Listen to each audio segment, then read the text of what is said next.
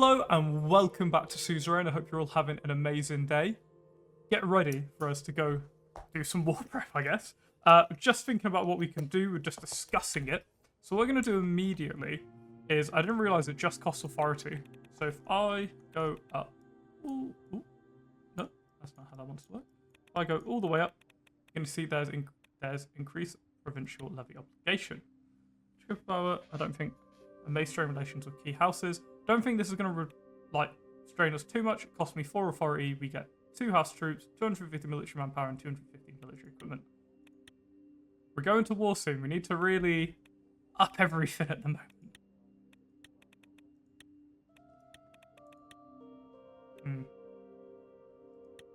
Has a downside, we should be able to handle it. Cool.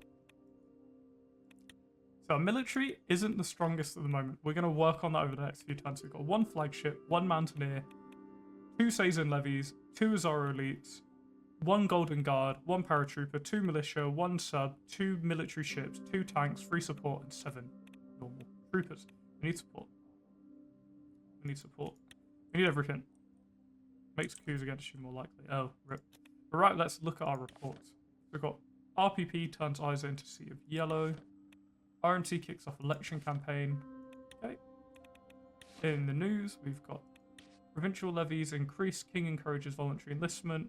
Royal Herald officially endorses Rizia National Coalition in provincial elections.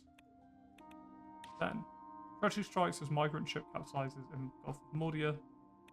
Ooh. I haven't read that this time, technically. Hello, Kyle. How are you, my friend? I haven't seen you in a while. How are you doing? We've increased that.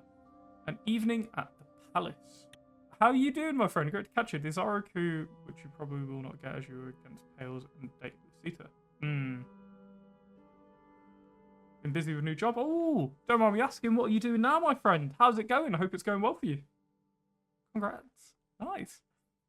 On the palace balcony, I sought refuge from the relentless affair of the state. Grandeur of the night sky spread before me, stars punctuating the obsidian expanse like celestial jewels. Congratulations! Breaking Bad! And the city's distant lights shimmered, testament to life continuing beyond the palace walls. Amid this tranquil backdrop, I found a brief respite from the responsibilities that weighed on my shoulders. It was during this peaceful interlude that Captain Gordian approached. His presence on the balcony hit an urgent matter, a reminder that, as a monarch, even moments of solitude could be fleeting. Good evening, Your Majesty. To what I owe the pleasure, Captain. What are you doing back in luck? Actually, is everything alright? To what do I owe the pleasure, Captain?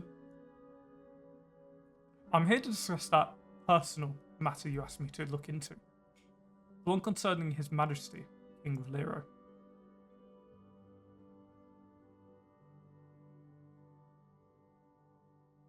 No, so DLC run, Rizia, still the first one. Game updates in a few days, so that's why we need to get rolling on that front.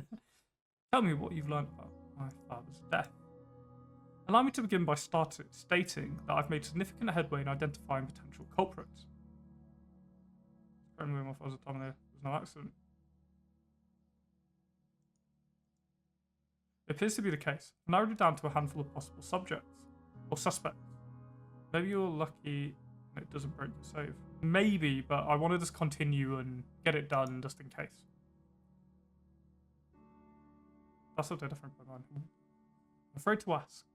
Who? Tyus looked around discreetly as if making sure there was no one else with us. My initial list of suspects comprised 4 individuals. Lucita Zaro, no! Grand Wise Ignatius, your uncle, and your mother. How do you... Hope you've narrowed it down from there. Yes, that's what I'm here to talk about.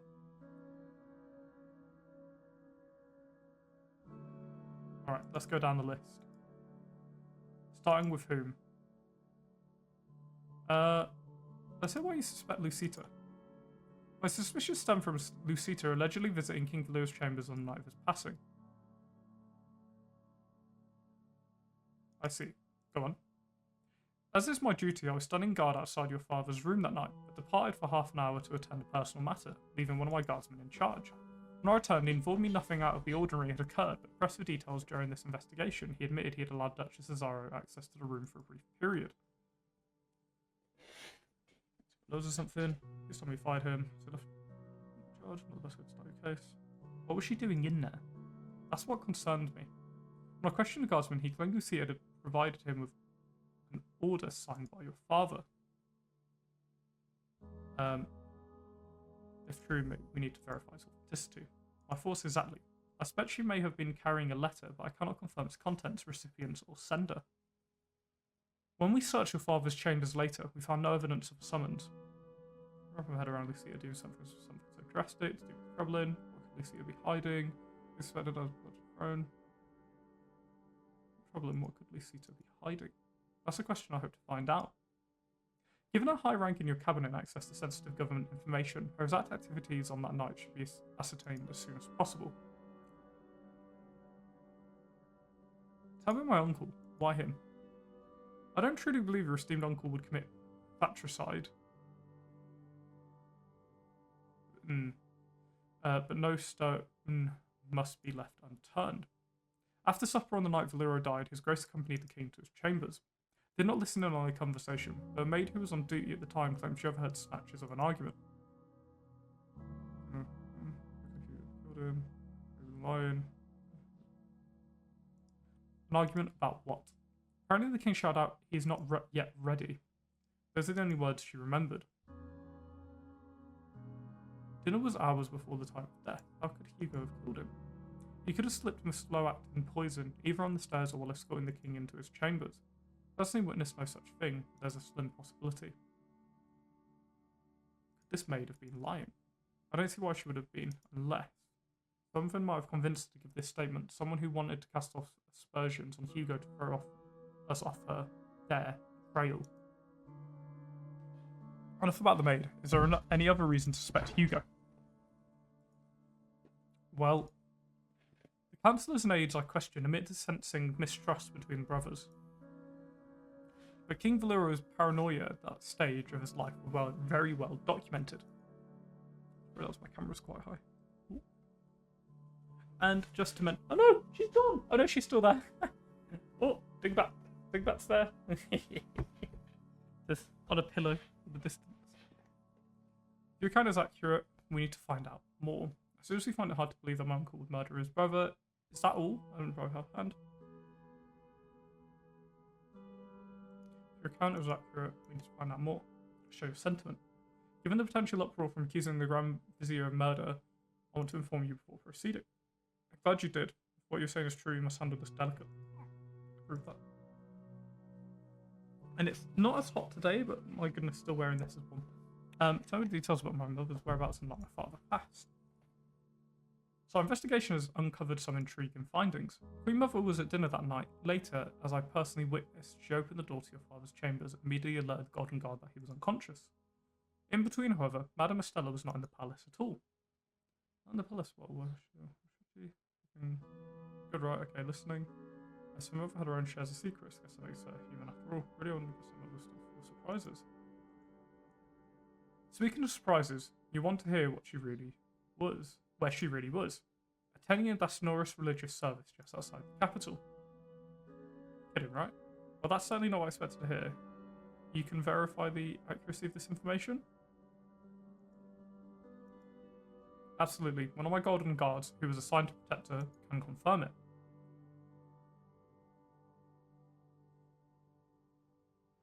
This is a lot to process, my hard time believing any of it. I know how disconcerting this news might be, especially considering it goes against the official state religion of Rurisism. However, the information is reliable. The guardsman who was with her is one of my most dependable subordinates. Burn her at the stake? Considering her bringing in zeal, where Dasnurity is the prevailing religion, this revelation is quite understandable. Burn the heretic? Needless to say, this establishes an alibi for your mother, that she had no involvement in your father's death. Sure, which doesn't seem to attend to this event. Sonority aside, it's really fish no longer a suspect.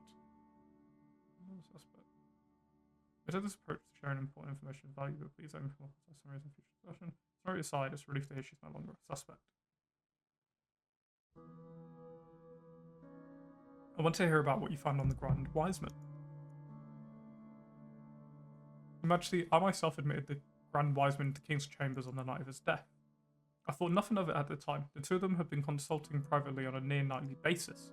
According to Grand Wiseman himself, Lero turned towards God when he sensed that the end of his life was coming.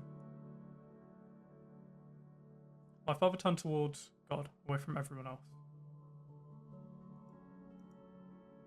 Religion is often a source of comfort to those who feel abandoned by everything and everyone else.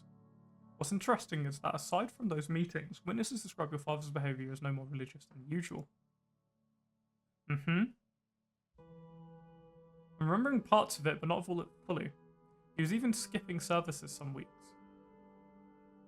So you think... Well, it probably is. It would point towards him, wasn't it? He wanted his enlightenment straight from the top. I don't blame him. Two of them were planning something. There's nothing. Oh, they were planning another invasion. Yes! My husband was one of the most respected figures in the kingdom. Finger him. I know two of them were planning something. Strikes me as unlikely, but the inconsistencies stick out to me. I haven't been able to establish a motive for the Grand Wiseman, but that means there were. But the means were there.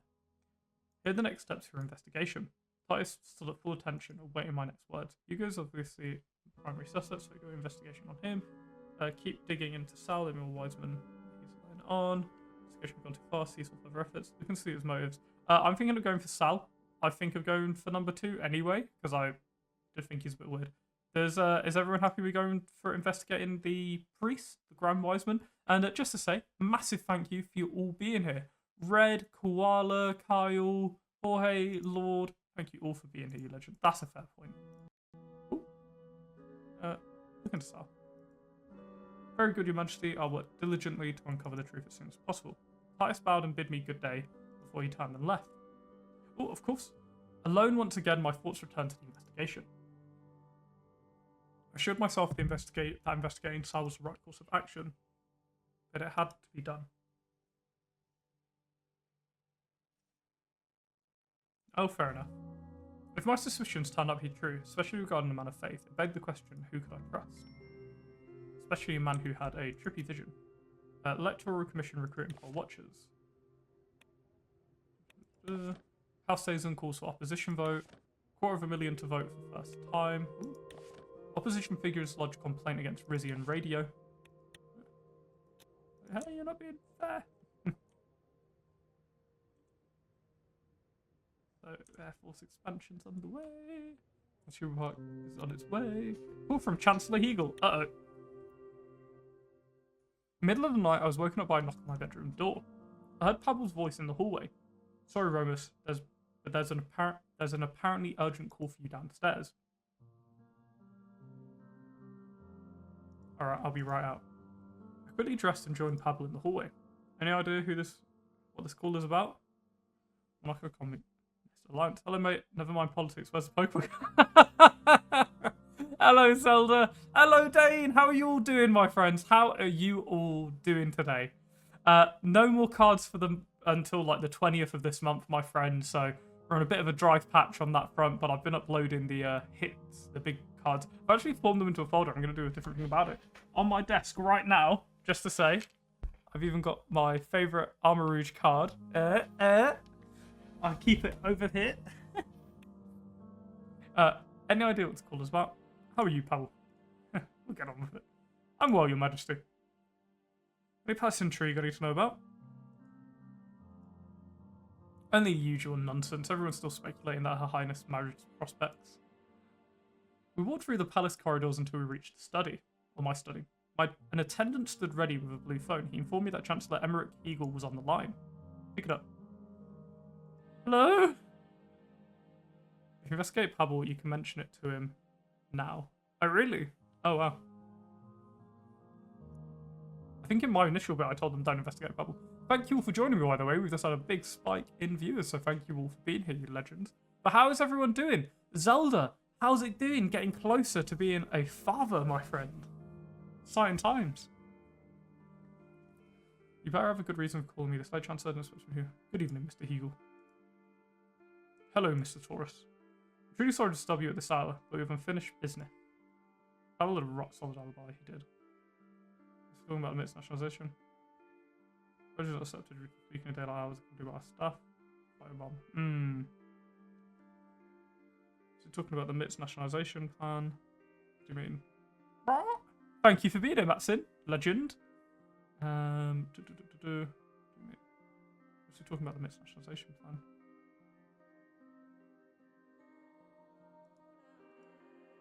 Of course, needless to say, I was pleased you voted the way you did. In fact, your vote comes a unique chance for cooperation. The Republic of Iceland would deign to cooperate monarchy, so that you and I can have this conversation, Chancellor. Do not think that this somehow makes us allies, Mr. Taurus. There's one point we can both agree on. The Republic of Lesbia does not belong in the Meftime International Trade Zone. Another East-West battle, you should know that. Remember, Grace Rizia is obliged to stay involved. Indeed, the future of the MITs belongs to the workers and those who support them. You're right about that, Prime Minister. Alvarez's behaviour during the meeting was appalling. I'm not a fan of Lesbia's profit-mongering either, but stripping them of their assets will danger everyone. Free? Appalling. Much as I personally dislike the man, he is a mere symptom of a disease called capitalism. But with Morella exercising central control over the MIT, there will be a limit to how much harm Lesbia can do. As Alvarez said, the MITs would be nothing without Lesbia mining technology contribution. And how do you suggest we stop it? Assuming that's for free? We could go for free. How do you suggest we stop it? I know that Prime Minister Sultana is meeting individually with you and Prime Minister Alvarez to come up with a nationalisation plan for the MIT.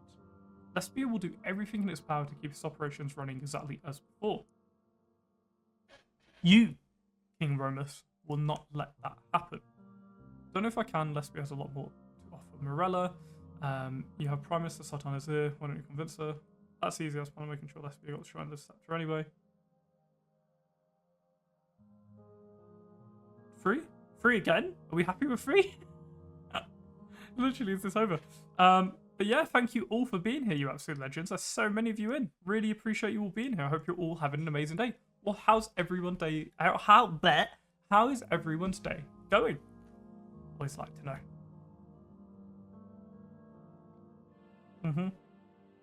Sure, under the scepter anyway. Let me see eye to eye. At the end of the day, I'm only asking Rizia to act in its best interests. Our bidding Lesbia may be our best interest, but it will take a lot of resources. What can focus on offer as if I make this happen? Rizia interest, we need Lesbia out for the good. The entire MIT. Do one. Big option.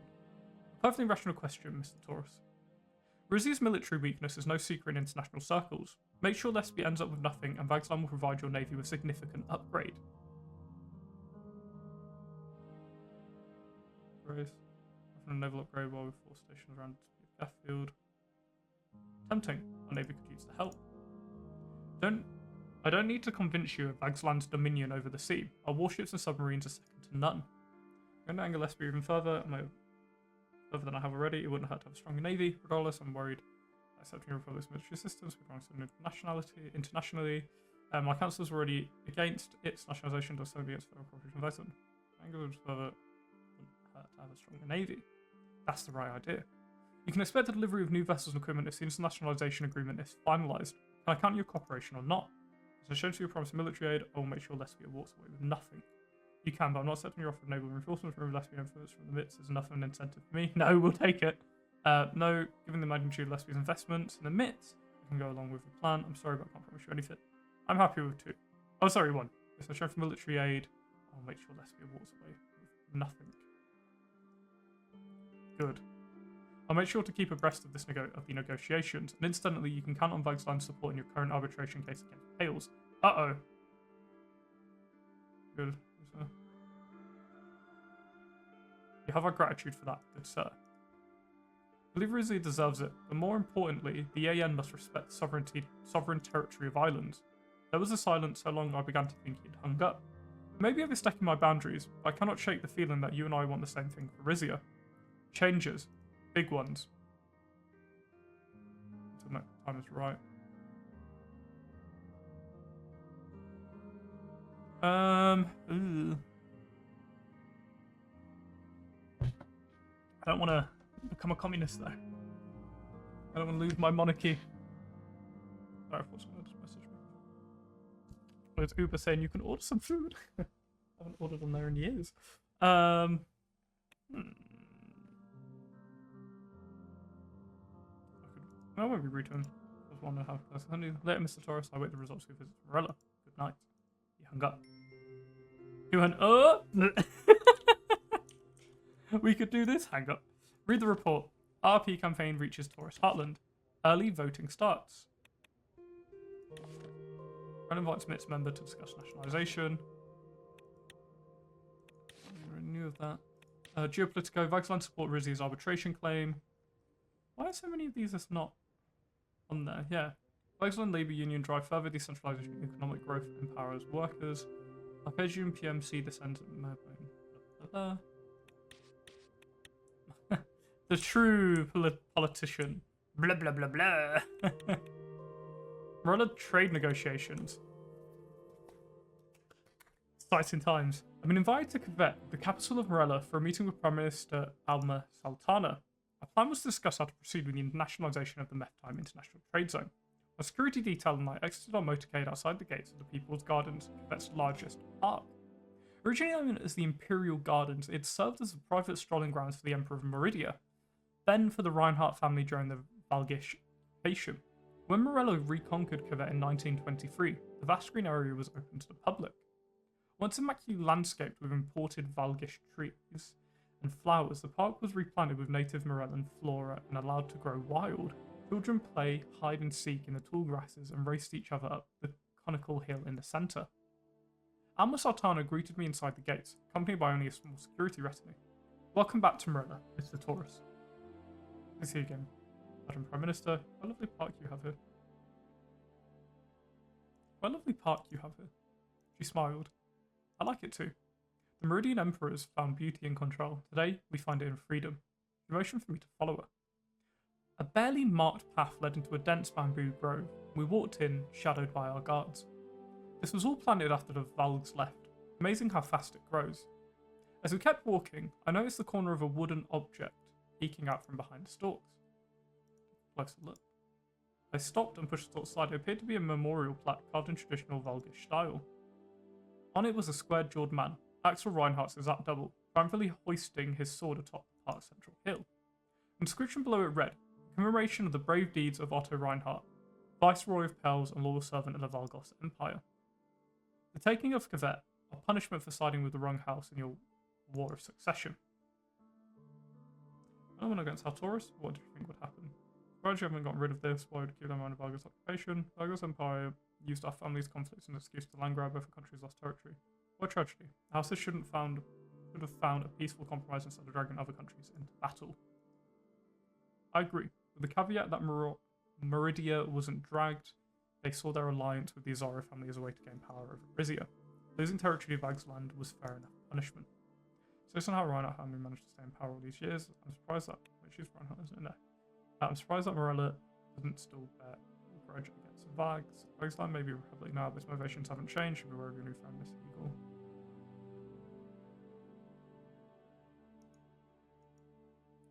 The current administration has made an admirable attempt to atone for the Valgos Empire's misdeeds, which doesn't mean I trust Chancellor Hegel without reservations, of course. And the Reinhardts, what do you think of them? You don't trust him either, that's interesting. Hegel does seem to take a genuine interest in Rose's welfare. I can understand the draw. Some of his ideas are too radical for my people to accept, I know, but we do see eye to eye in many cases. And just say a massive thank you for everyone who's here today, you absolute legends. At the end of the path, we came to a small cylindrical building that looked strikingly different from anything else in the park. A traditional Morellan tea house, historically a place for exchange and a refuge from prying eyes. We had a seat inside as our guards kept watch outdoors. The low-ceilinged room was decorated wall-to-wall in colourful woven fabrics. In its centre smoke rose from a roaring fire pit up through a hole in the middle of the ceiling. A waiter came by with a tray of sukar, Morellan tea biscuits. Is this celiac friendly? Why, thank you. I'd love a biscuit. Please, help yourself. We each took a biscuit off the tray. I bit into mine. It was dry, clumsy, and barely sweet, perfect for washing down with a sip of tea. The waiter placed a pair of intricately ornamented tea glasses in front of us and filled them up. We drank. The tea was delicious. We don't need to tell you how I don't need to tell you how grateful I am for your kingdom's vote. Especially so it won't happen unless we come away with financial provision. Was he happy? It was a sacrifice we wanted to make it to get lesbian occupation poetry out. Myth. Wrong. Sultana would all nothing. For the well-being of the working and good of the country, there was no other option I could have voted. I'm very glad you see it that way. Of course, I want the final agreement to be favourable for all four parties involved. We might as well give up trying to court Lesbia's favour. Alvarez isn't willing to budge. So Suzerain Rizia and Lesbia all deserve to be compensated. I have a vague hunch that you won't be able to please Vagzon and Lesbia at the same time. Vague hunch that you won't be able to please Vagzland and Lesbia at the same time. She smiled wryly. I can try. She tapped her fingers on a teacup. As I said during the board meetings, my proposal involves the purchase of Rizia, Lesbia and Vagzland's its assets by a newly formed subsidiary of Morella's state-owned mining company. Each country would have the option of using that money from that sale to buy up to 20% stake in the company. With Vagzland opting out, Morella would retain 6% ownership of the MITs, minimum. Yeah, and you're only losing 5% of our original share. That sounds reasonable, to be honest. Even with 20% share of the MITs, relocation to some opposing world would devastate our economy. Sounds like you and Chancellor Hugh were given a lot of thought. Doesn't selling shares of MITs act to point nationalisation? Just figuring out the best way to go around this bit, to be honest. Debating which one? 2? It will devastate our economy. That's why I'm prepared to offer additional incentives, material or otherwise. She drained her glass and pushed her teacup aside. So, Mr. Torres, what is it Rizia wants from Morella? Rizia wants Morella's sole energy supplier. You will purchase oil and natural gas from us at a price we determine. Your present difficulties with the Zil region would ask your aid in taking it back from Welland. We're involved in arbitration to dispute over the gas field. I'd like your public support in this matter. There's some Griffins Maryland built aircraft. I'd love to get some of those from Rizian Air Force. Ooh. Oh, man's which Morella agreed to build. Ooh. Ooh, there's so many things. There's so many things. What do we think we should go for? I like the aircraft. I like the Air Force. Ooh. But I feel like that's probably the worst choice. We need energy, but if we get that gas field, we're going to have a lot of energy. We need more money, but we got money. Authority, forget about it. We're fine. Fair. So what should I put? Should I just go for like 5? We've covered all of Rizzi's demand, but can I not push it in any of this? Let's go to last. That's fair enough. More percentage is better. That depends, Mr. Torres. We're planning on meeting a limited number of your demands in addition to offering you a 20% share in the new ITs. But if you forgo that share entirely as Vagzland has done, we'll gladly make it worth your while. What if I want to buy Lesbia's share along with Rizia's? Ooh! Yeah. What if I want to buy Lesbia's share along with Rizia's? Giving you a kingdom of 40% stake in restructured MITs. In that case, Mr. Torres, Morella would be the country making the demands. The waiter came by and took away our empty teacups. Sultana waited until he was gone, then looked at me. Tell me, does Rizia wish to purchase a share in the nationalised MITs or not? It's more important to have Morella support in the matter I mentioned earlier. No share, and we're going to nationalise. Yes, with social trade deals, 20% share. First, let's talk about what Rizia would have to do to buy Lesbia's share. Number 4, we're happy with that. I want to... Yeah, come on. Let's talk about what I need to do to get Lesbia's share. She nodded. I humour you, Mr. Torres. First of all, we're still interested in an energy deal with Rizia, one where we have more control over the terms and prices. We'd also ask that you contribute a small sum of money towards the rehabilitation of the Arfield watershed. One more thought. We require assistance in dealing with the Dardians attempting to infiltrate our borders. There's all infiltrate, they're trying to do reach sanctuaries where the ancestors prayed. Lingering Green Wiseman. Yeah. Man is this heavy and these are not quite the best blocker. 2 infiltrators are trying to reach the same sanctuaries that our ancestors prayed. She scoffed. Don't fall for the argument. I'm generally a tolerant person, but the Dardians spread chaos wherever they go. Asma refuses to talk to me. Can you guess why? Because you're a woman? Is that... yeah. Because you're a woman? Exactly. Supreme Wiseman refuses to negotiate with female leaders. But I have a hunch you'll respect a king and a fellow racist.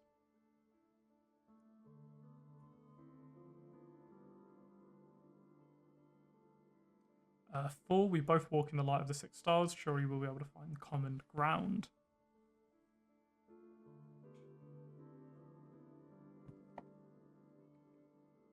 Beautiful. Yeah, just made me sound a bit religious. Your help would be appreciated, but if you're willing to fulfill the other 2 conditions I mentioned, I would let this one go. What do you think? Still interested? Drive hard bargain, but yes, I want Rizzi to have Lespia's share.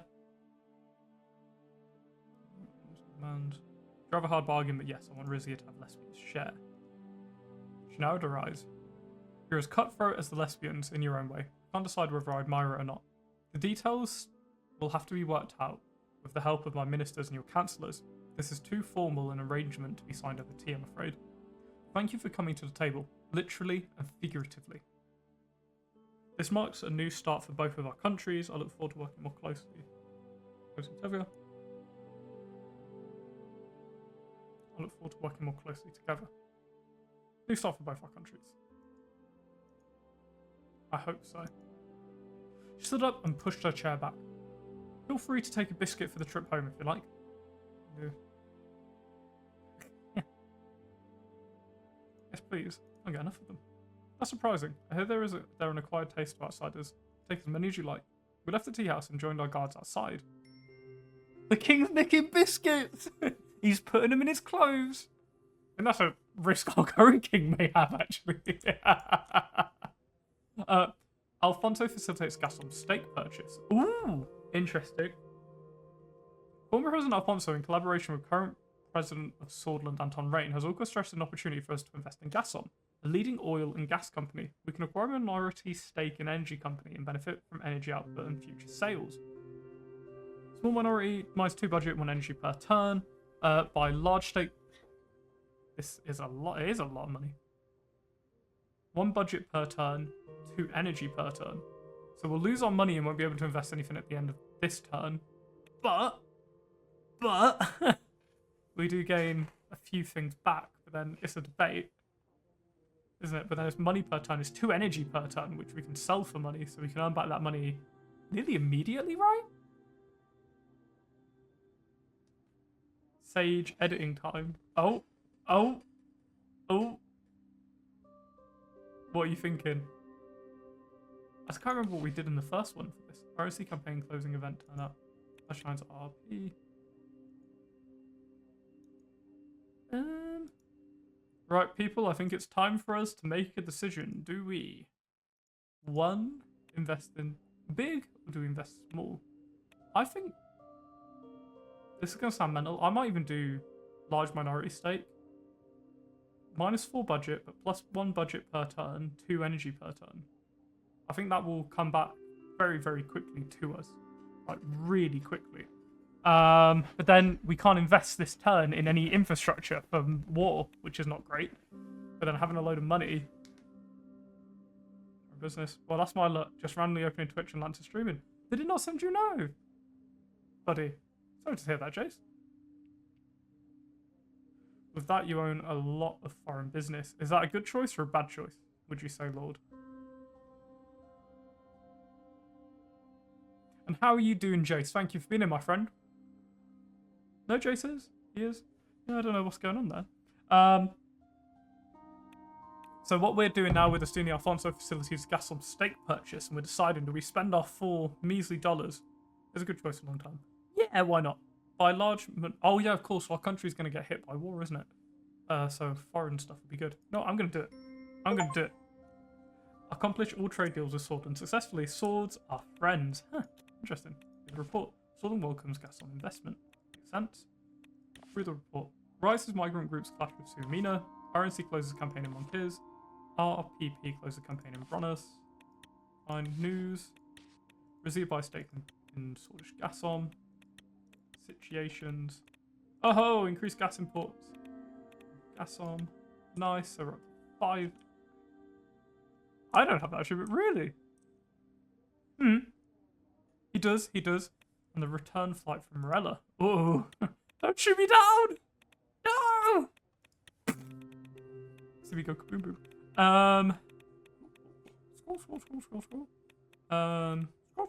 Scroll. Sell initial. I need money.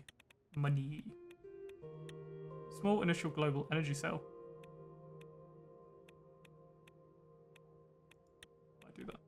A second. Maybe a tax hike? Well, where can I increase taxes? I love taxes.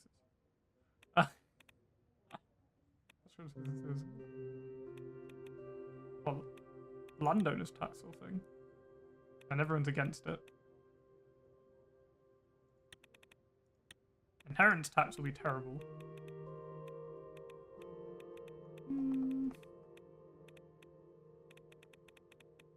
I mean, maybe I'll sell some energy for now. Inheritance tax. Oh, one budget per turn, good point. But then, are we not going to annoy all of the leaders? Are we okay to do this? They won't get too angry? Relevant air defense. Oh, hey, look, a Rizia aircraft! I can already see it. Ty stood there like a custodian cutting bullets out of the air with his staff. We'll throw Dingbat out with a parachute. Not though, if you can make it over other stuff. You think? Nah, let's. I handed over the conquered territory. We'll decide it after we do this. I was about to. Instinctually, I wanted to save. Return flight from Morella. Actually, I'll save the. I'll sell some energy first. Just because I hate having no moolah. I can rely. I'll sell some energy very quickly. A little bit. Oh, we need money for the event. Okay, let me make some decisions. Landowners tax. Move while progressive in addressing socioeconomic imbalances, like to kindle significant discontent in opposition among Rizia's houses and aristocratic communities. -4 authority, 1 budget on turn, and what's this one? -4 authority. So we lose 8 authority, but we gain 7 a turn. We've already used it this turn. Landowners tax. Do this one. Then we'll. Oh, then we're gonna be had to with this one. Enact inheritance tax. BP proposal. Yeah, let's do it. Let's get the money. We need bread. What's the other thing that's disappeared because I've just done those? A small second economic, like energy sale. Okay. Areas of large estates to be taxed. Large landowners targeted with fresh taxes. Energy exports to increase minimally. Geopolitico. But it's not even showing me at the top anymore. I don't know what's going on with this paper at the moment. Yeah, Rizia to become energy exporter. I find it weird that it doesn't appear at the top. Policies, and then yeah, what we're doing. Cool. Cool. We're getting a good amount. We're getting 7 money per turn. We're getting 6 authority. We lost some authority for what we did, but we'll be fine. And energy. Making these Azores and Masons happy is easy. I mean, yeah, the Azora is going to join us pretty much no matter what, because we'll have her as our wife. I took my first class seat in the plane that had been chartered for my return flight from Morella. Looking outside the window, I could see Argno and the mountains. The future of our relationship with Morella in the midst was in my head. I took a look at the papers in front of me. In exchange for the following concessions, Rizia will take over the state in the nationalised Meftime International Trade Zone, and would otherwise be offered to Lesbia, bringing its total share to 40%. In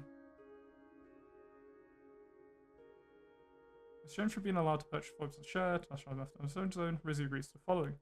Reparations for African river pollution, immediately -1 budget. Oh. Yeah, it makes sense. Yeah, it's not too bad, except for income tax.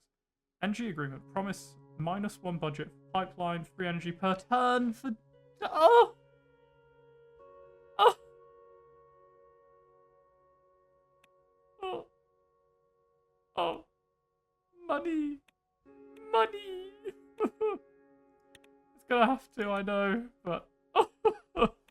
Minus 3 energy per turn for +2 budget per turn. Okay, so we're getting money, we just lose a bit of energy. And I guess since when we open up the big field, we'll be alright, I guess.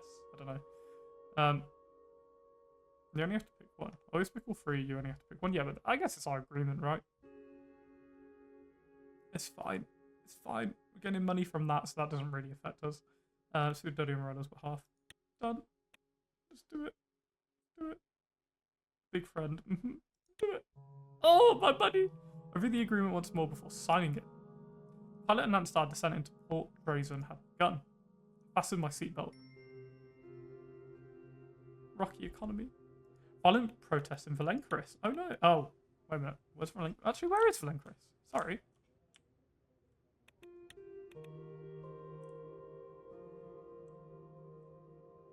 Oh, why have I forgotten where Valencaris is? Oh, over here, yeah. Wow. Not great. Follow up on the Mitsumarilla negotiations. Let's do it. Ooh, oh wait, what's over here? Ooh. Ah, that's fair. It's our family. You can send a delegation to Dirdia to garner support from Grand Wise Majorgal Asmal, leveraging Dirdia's support with the Alliance of Nations, potentially swaying the outcome of the Andor arbitration. The nature and composition of our delegation to Asmal to Dirdia's stance and strength of our position. We don't want to do this, do we? Do we? Because I guess we've been wanting to fail this, right? So we can go to war with them. Obviously, I know if we were doing it a different style of playthrough. If your food... Dirty, you don't have to do anything. Oh, blood renters. Wrong guy.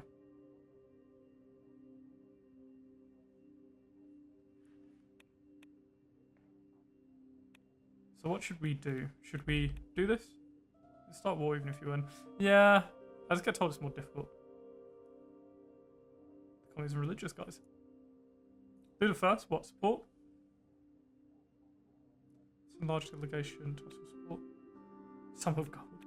Alright, I'll send you for... My authority is gone! In one turn, we spent it all.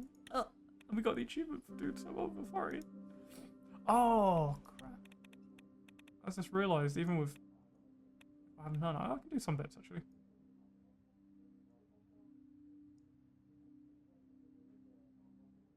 Do the first. It feels like a waste of needed authority for this. Yes, but that scummy in the world will hate you if you win. Still go to war. Okay, fair. Port Drazen. Follow up on the Mitsumarilla negotiations. Military equipment factory. No, I know. I'm just thinking we can't... Do we even move the thing to build it yet, though? Oh, no, we can. One authority. We'll have no authority this turn! No! -2 budget. -2 turn construction. 2 turn construction. 1 energy on completion. We'll do it at the end of the turn, but no, I won. Started war and still an exceptional image and avoid no sanctions. Really. We might as well. I'll just do it now. We'll have no authority. We're fine. We'll figure it out. This is fine. Port Drazen, follow up on the Mitsumarilla negotiations. Not for me. Fair. A second. That's an exceptional image. Not long after our return from Rella, Elena and Lorenta requested a meeting with me. I don't think I've done any war crimes. Oh, people love war crimes. Prime Minister Sartana's ministers have sent feedback following our MIT's negotiations. Future trade zone now hung in the balance. We convened in the council chambers. My councillors greeted me with smiles on their faces. Your Majesty, I hope you're rested from your trip. King doesn't need sleep, Mr. Scully. He spends every possible moment camping his people. Barely, but left to do. Slept wonderfully since my return. Finishing those negotiations was a real load off my back. Two of them glanced at each other. Lena cleared her throat. Actually, Your Majesty, we still have some housekeeping to do in that regard. Lorento shuffled through some documents. The Morellan Foreign Ministry has claimed their review of our draft proposal for nationalised MITs. Fortunately, they're satisfied with our offer. Gas attack, drug soldiers, religious fanatics. Access to media, also blackbird lesbians. Land with no authority is crazy. He basically asked for coffee and his staff are just like, sure. We had 15 authority at the beginning of the turn. We've spent it on everything. We've done so many things this turn. It's been unbelievable. That's suspiciously easy. That fires, we're going to go backwards here. Great news, I know I was a great negotiator. We did promise Rolla quite a bit. Come now, Elena. The renewed goodwill between our countries will be worth it. We'll get no such goodwill from Mr. Alvarez, I imagine. I confess, I am not looking forward to his reaction.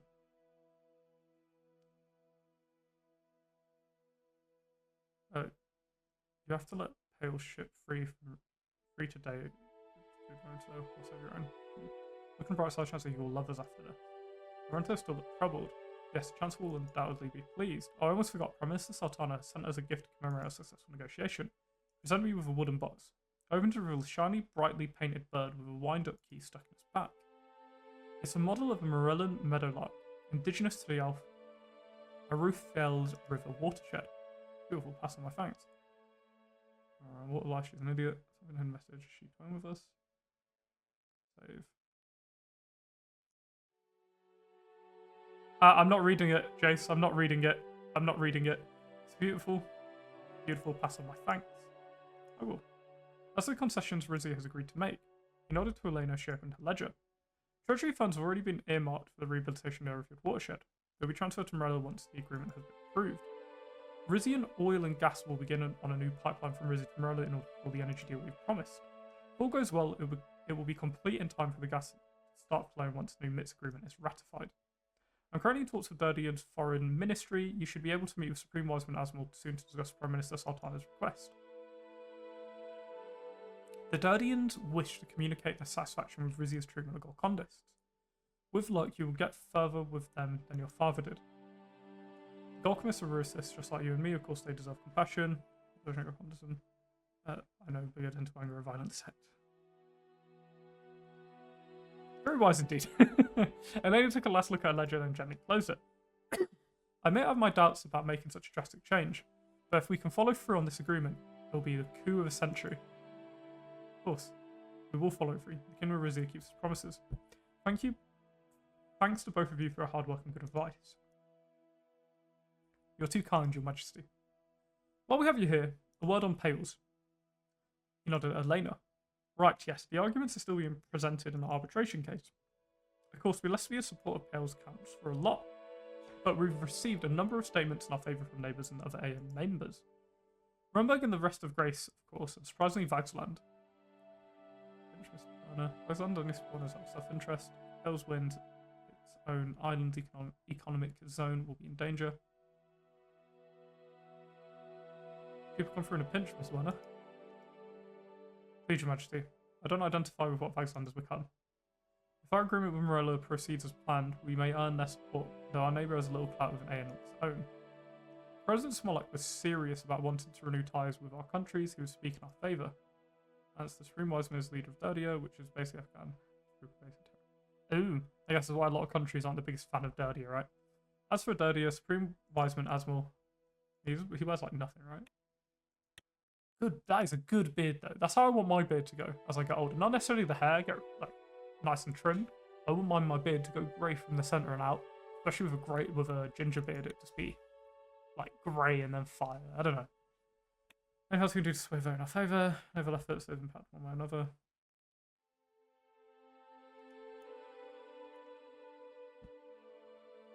Difficult to say, Your Majesty. There's not much we can do but wait for the results. We've gone long past our allotted time. Why don't we call it a day? That's a suggestion you, Miss Werner.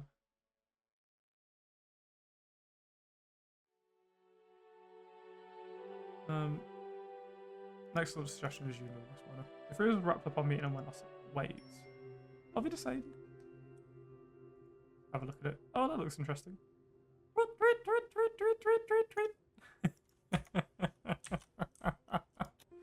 I'm going mad. Assault on Rizian citizen by Swordish tourists. Peaceful streets of Lenka have been shaken by scandalous incident. A group of Swordish tourists have been accused of brutally assaulting a Rizian citizen. This event has sparked a heated debate across the nation. Public outcry demands justice, while diplomatic considerations urge a more measured response. Decision of how to handle these foreign tourists could strain Rizian Swordish relations and set a precedent for future international incidents. Ooh, I want to bring them to justice. More like Spartan terrorist vibes. Morella exports gas. Okay, so it's going to kind of balance itself, right? All the gas we'll get, we can sell. It ain't a good idea, trust me. Get the authority. What, it's not worth messing up the, bringing them to justice. Yeah, Nintendo warrior culture. There. Quickly go and go grab a water while we decide what to do in this front. I feel this off my head so it doesn't. Ow! Ow! I still caught myself right in the ears. Ow! Hurt every time. I'm wearing shorts. anyone complains. Let me move this so you guys can see Dingbat.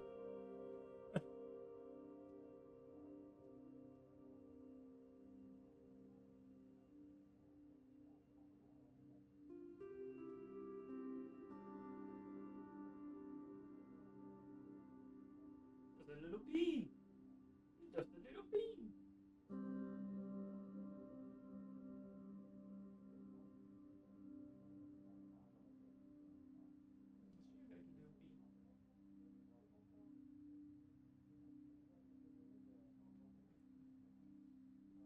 I love that cat. Right. Back to. Ooh.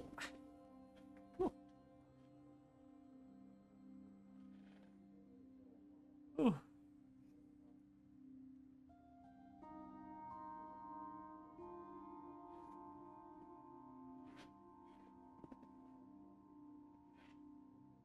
More tourism. Quite useless anyway. Really?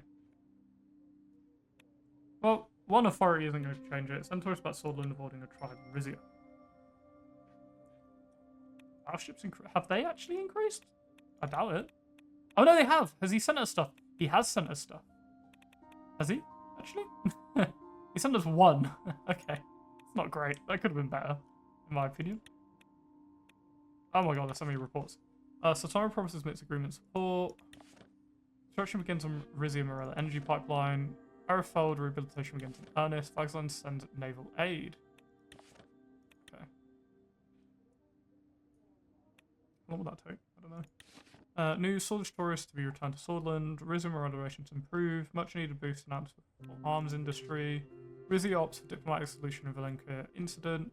Rizia Morella agree on pollution reparations. This is a gas field. Ooh, exciting. Close to that one though. These armed forces are going to be built up. I promise you, this will be larger before war. We're gonna have to be, otherwise we are in trouble. Whee. Oh, I heard a little flower. A little flower. Yeah. What? Hey. Oh, sorry. Look what I've got, little beans. Dingbat needs to start up an OnlyFans, so here you go. Here is Catfoot. Enjoy. Ooh, little beans. I feel very motivated to conquer Pales now. Instant market just before the war. Golden Guard does decently. Really? That makes sense. They do seem quite intense. Like warrior-wise. Oh, hell, Dingbat, Queen of Rizia. Queen of Rizia. Everyone calls Dingbat King. She's the Queen. Such a womanly name. No fella was. Oh, really? Votes for me. All hail, all hail. All hail! Ah. Open sea information. Extended gas field. Right. Let's visit the Escarus gas field. Invite Vina on a yacht trip from Totes, out to view the Escarus gas field. For this event, oh no. I hadn't visited since its expansion had been completed, and it had been a long time since my daughter and I had talked. Two big decisions. The Rosania was anchored a few hundred meters offshore, and I stood on the aft deck awaiting Vina's return. Claiming she was tired of being hounded by the press, she'd asked to take a dinghy incognito from a nearby port. As a small craft pulled up alongside my yacht, I realised my daughter wasn't alone. She secured the boat and climbed out to join me on the deck, followed by Manus Saison. I knew about this. Hello, Father. Your greetings, Your Majesty. Manus bowed. The two of them regarded me nervously. For a pleasant surprise, Vina, why didn't you tell me you'd be bringing company? Saison. Insane. Rumors. Oh, pleasant surprise, Vina. Why didn't you tell me you'd be bringing company?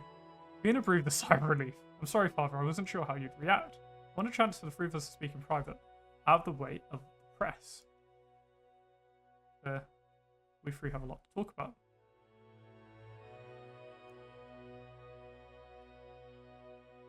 Okay, we three have a lot to talk about. Yes, we do. The yard pulled up anchor, and we began our journey out to Jesker's field. As we ascended to the upper deck, I noted the Rizania's shabby state of repairs. The paint was peeling in places, and a few of the fixtures were rusted. Apologies, Miss Sturgeon. This yacht has seen better days. Aye, she's beginning to show her age, but this is a fine vessel. I'm sure her age, but she's a fine vessel. She's beautiful, Your Majesty. You're too polite. The Rizania hasn't been restored since before Mother died. My country shouldn't have to pay for upkeep of the King's luxury vessel. Don't you think so, Mr. Sazin? Ah, well, if the King sees the utility in maintaining such a craft, I will not dare to oppose him. We sat around the table on the upper deck. The server came around with orange juice and light refreshments. I'd love an orange juice right now. Oh, Dingbat, can you go out and grab me one? That'd be nice. And just as we're about an hour in, you know what time it is. It's plug time. Whoa! If you're enjoying these streams and these sessions, a follow, a like, and a sub on YouTube. Oh, it's just a sub, it's on YouTube. It's appreciated. If you're watching on Twitch and you have Amazon Prime, a Prime sub's always appreciated. But thank you so much for just being here, you absolute legends. I know it's just normal lot, but I always like to say it anyway. Appreciate you all being here, and you're all legends. If it wasn't for you guys, this streams would not be happening. So thank you. If you will, Jace, spam Dingbat in sunglasses, please. If you may. Orange juice, I'll legit break down in tears. Literally, I would scream. I looked around. I looked around. We were surrounded by an open ocean, with the gas fields yet to come into view. So, Father, Your Majesty, we looked at each other and laughed. Spit it out, you two. Manus nodded at my daughter. Well, Father, I don't think it's a secret that the two of us connected as slaves. We've been corresponding since then, speaking on the phone when we've had time. I confess, I withheld my feelings at first, fearing reprisal from the king. Yet the more we spoke and wrote, the more I realised what a fool I'd been to walk away from such a beautiful, inspiring woman. Vina blushed furiously. We both knew better than to rush into marriage. Woohoo! Do that! We both knew better than to rush into marriage, but it is our hope that you will finally give your blessings to our relationship. With great approval of bond. You don't need my blessing. So this is one of the big decisions where we can say yes or no to Manus Sazin. But I've always believed this in this game. And even though I'm being a tyrannical ruler, I don't believe going against this. You don't need my blessing. Vina is a grown woman, her own life is none of my business. Vina's eyes sparkled. Thank you, Father. Of course, I see it the same way, but it means a lot to hear it from you. So I must say I have reservations about the future children carrying the name Sazin. When you truly love someone, not even the king can stand in your way. I know what it's like. Oh! Cat belly!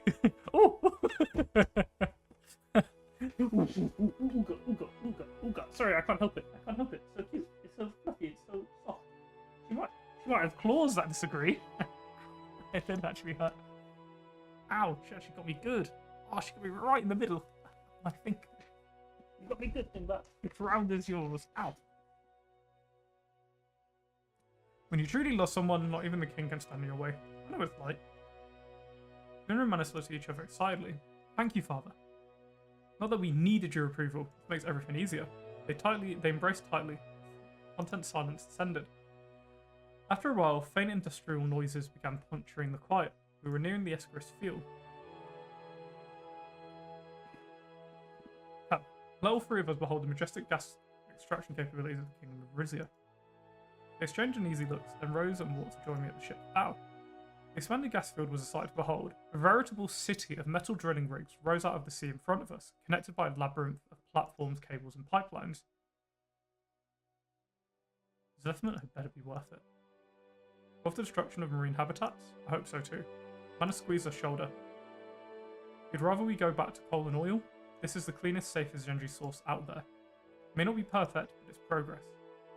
The Rizania completed a slow circle of the gas field and began heading back towards the harbour. First outing as a couple. Hope we're ready for it. Your young, beautiful nobles, gossip on this already on his crown. Still be vicious. Of course, everyone will accept it. You're young, beautiful nobles. Not that the noble part should mean anything. If you build the Hydra down, he complains about the gas. That's fair enough. He's right, love. We're both too pretty for Rizia to resist. He slipped his arm around Venus' waist. Together they looked out at the approaching horizon. Allowed them a moment of privacy and retreated to the cabin to prepare for our arrival. I thought he'd mentioned that I saw the spark in your eyes already. Rufus Grag's royal gossip. Venus officially confirmed. Royal yacht restoration. Ooh. Mikey's great yacht, commissioned 1901, now shows signs of wear and tear. While the restoration holds deep symbolic value, it also demands considerable time and resources. The owner of this to sell the antique piece. I'm not going to scrap and sell it. It's one of my... It's my favourite ship. And we can't do anything with one budget, surely. Surely. Should I repair my ship, gentlemen and ladies, and dingbat and whatnot?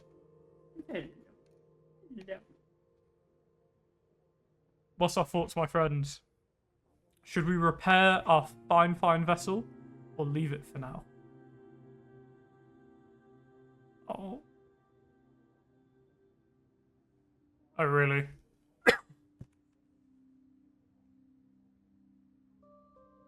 You should. It's kind of cool. Oh, I don't want to scrap it, though. My favourite vessel. Sell the antique piece. What's Russian holds deep symbolic value. Also demands considerable time and resources.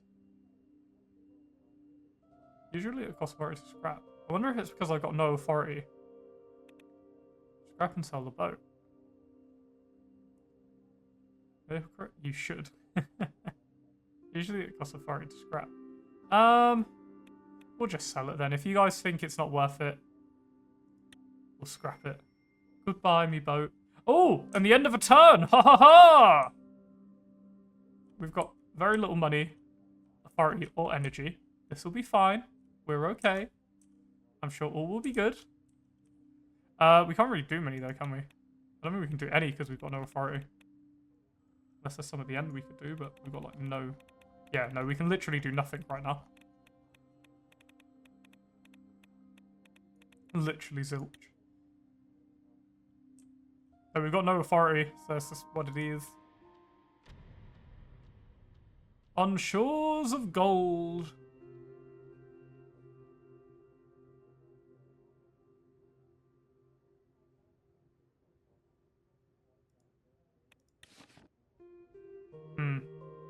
Millions of Rizians head to the poles. This is a reference to a real event. The Queen Elizabeth had to fight with scrapping the Britannia. It was her favourite home and she loved it but had to scrap it. Really? I did not know that. That's interesting. Just tanked your authority per turn. Okay. Now I've got money. Mooglers again. Can we not buy any planes at all? No, buy military planes from international market. So it's 3 authority, 5 budget, but 1 air fleet. We can do it.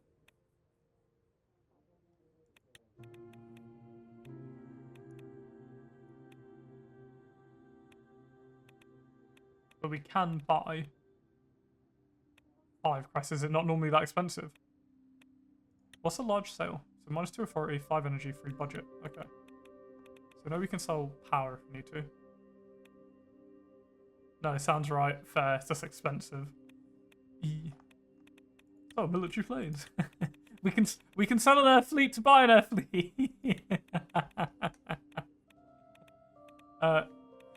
We probably want to get on with some of these, right?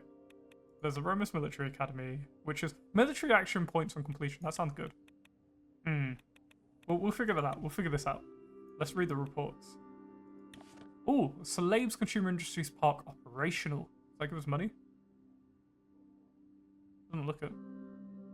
Action points are the most important thing. Serious gas field expansion. Terrador Airbase expansion finishes. New hospital opens. Markopen Greats present at University Grand Opening. So we've had a lot open up this turn, which should make people relatively happy. Look, our global media campaign proposal. Ooh, we'll figure that out in a second. Public transportation on time performance downgraded. There's lost quality. Ooh. If it's the train, our infrastructure will stand the test of time in the future. The public transport system is facing a severe decline in on-time performance, with quality stagnating across rail, land, and sea services. Certain lines have ceased operation due to organisational challenges, causing inconvenience and dissatisfaction among the populace. Our infrastructure will withstand the test of time in the future. Okay, so we've lost money because of that terrible, terrible infrastructure. Maybe we can fix that a little bit? Public rail transport subsidies. Budget per turn, though. Oh my goodness. We need our people to be happy. She's just low next to me, by the way. She's so cute. I love her. No subsidies. But no budget for that. We need war. We need war. So should I build the academy? Oh, it's going to use all money for this turn. Oh, war. Why is war so expensive? Why? Should I just build the academy now, or should I hold on to the money and build it at the end of the turn? Because it's going to take 3 turns to complete, so I think we're going to be really pushing it with the academy, aren't we? Or will I build it later? Okay. In the worst case, we can sell some energy as well. Overcrowded public transport. Yeah. Total airbase. Cool. Right. Global media campaign proposal. Kingdom faces a strategic opportunity to enhance its global standing for a significant media campaign, centered in Constantium Cairo, known for being a hub of diplomatic activity and international lobbying. This initiative aims to positively transform Rizia's international perception, leveraging its local location amidst the world's embassies and influential lobbies. Massive media campaign, mid-sized media campaign, small medium campaign, are images sufficient? So should I just do a massive media campaign and make the world hyper happy? Opinion is Bible, 100%. Look at me. We merely purchased some sunglasses, and now the opinion is much, much higher. I look so weird. It's like kingly outfit, sunglasses. Something's just not right about this image, is there? Your choice. Well, we gain 3 or 4 from selling like loads of stuff. So, hello kitty, hello kitty, hello, hello. Sorry, no cat. Maybe a mid-sized campaign. I mean, going to war is kind of going to ruin our image, isn't it? I'll do mid-size. Are we happy with mid-size media campaign, my friends? What are the thoughts? What are the thoughts? Mid-size media campaign? I'll do a mid-sized media campaign, sure. Port Droys at me with Royal Council. What's going on over here? Vendonism requires extra force in civil war. Oh, what is this? Confederacy now requests more direct military.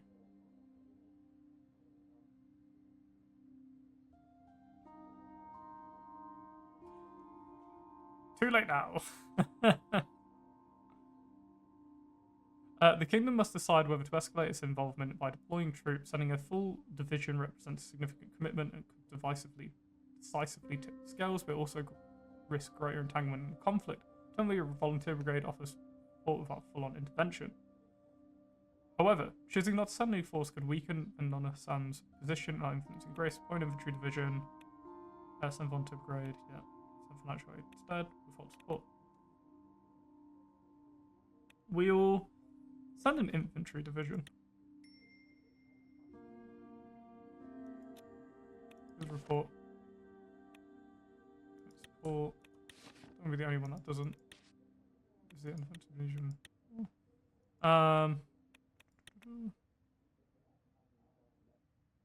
That's sending a tank as well. Oh, goodness. We really need. I mean, at least we can recruit that back like immediately if we wanted to. Not sure we will. You get both back. Okay, okay, that's important. I was curious on that. Meeting with royal councillors. We have a military equipment factory. Meeting with royal council. Vera and I walked into the council chambers. Councillors were already seated and waiting for us. As Titus closed the door behind us, the council members all stood up and bowed in respect.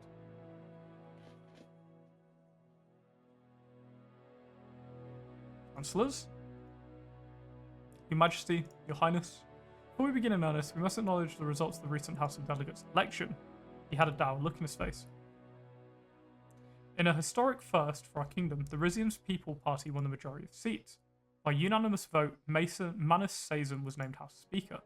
Vina made no effort to hide her joy. So what you will about Mr. Sazan, he has earned his seat. Well, how could this happen? Sorry for changing Icom's direction, which was what I had to say. It was a country, not delegates. To Mr. Sazan, he has earned that seat. Has he? His expression turned quizzical. I wouldn't be surprised if House Sazan had a hand in manipulating the voting results. And I'm not uncertain the votes of the foreigners who flocked to the polls should even be counted as legitimate. Woo! RPP! Given new delegates a chance to grace, their ideas could invigorate all of Rizia. Delegates are still far away from the levels of power, they can't actually do anything. Look on the bright side, we finally have a parliament that represents the people of this nation.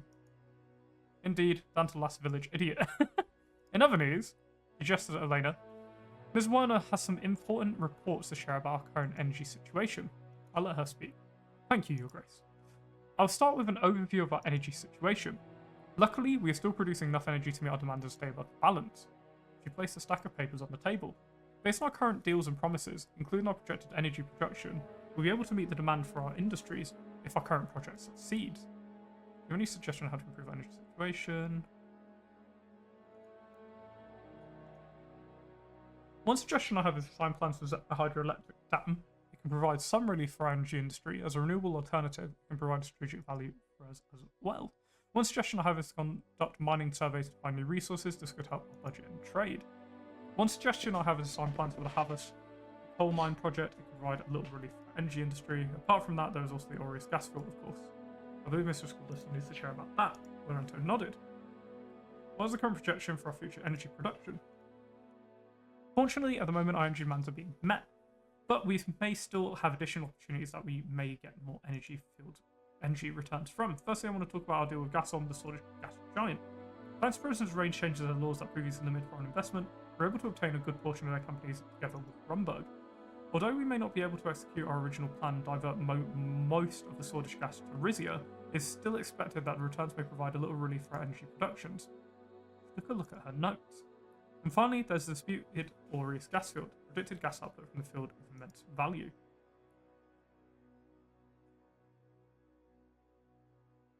Is the predicted gas output from Aureus enough to support our energy demand? Even half of that field would grant us immense relief from our energy woes. But we can get into the details of that in a second. I believe Mr. Scribble has some news from the AN. Do you have any other questions, Your Majesty? Thank you, Miss Warner. I have enough info. Of course, Your Majesty. She bowed in respect. We also have news from Mr. Scribble regarding pearls in the Aureus gas field. Your Majesty, results from the AN arbitration committee have just come in. The vote's outcome was influenced by a number of nations. Prime Minister Alma Sultana Umbrella used her legal background to make a convincing argument on our behalf. Jogul Asmal of Derdia stated that field belonged to us by divine right. In the wake of our country's new agreement, Welland was very supportive of our claim. Beatrice made a personal point at the end. Oh no, we've won it, haven't we? Yeah, heartfelt plea to uphold the original nation of Andor, but we Rizia by name. Support for Pales came mostly from lesbian and other ATO nations, of course. Overall, we gained just enough international sympathy to overcome ATO's clout with the AN and have an edge in the proceedings. Very fortunately, the arbitration committee rejected Pale's argument about Selecris not having the same maritime radius as mainland Rizia, acknowledging our rights to the Aureus gas field. Needless to say, the resolution also requires us to pull back our navy from blocking the field. The rule that both Pales and Rizia are subject to the same international maritime laws, and that the overlap in maritime borders gives both countries across the field. Uh-oh. Not what we wanted. We've gained too much support. We're too popular. Are we somehow not leading to war after all this? No. I want war. I want violence. I want to see the mechanic. I think I will probably play this again relatively soon and go down a different sort of route, more peaceful. Fudge, you can still go to war, but doesn't this going to war make us look really, really bad? Like, really bad. Legion extraction. Not really.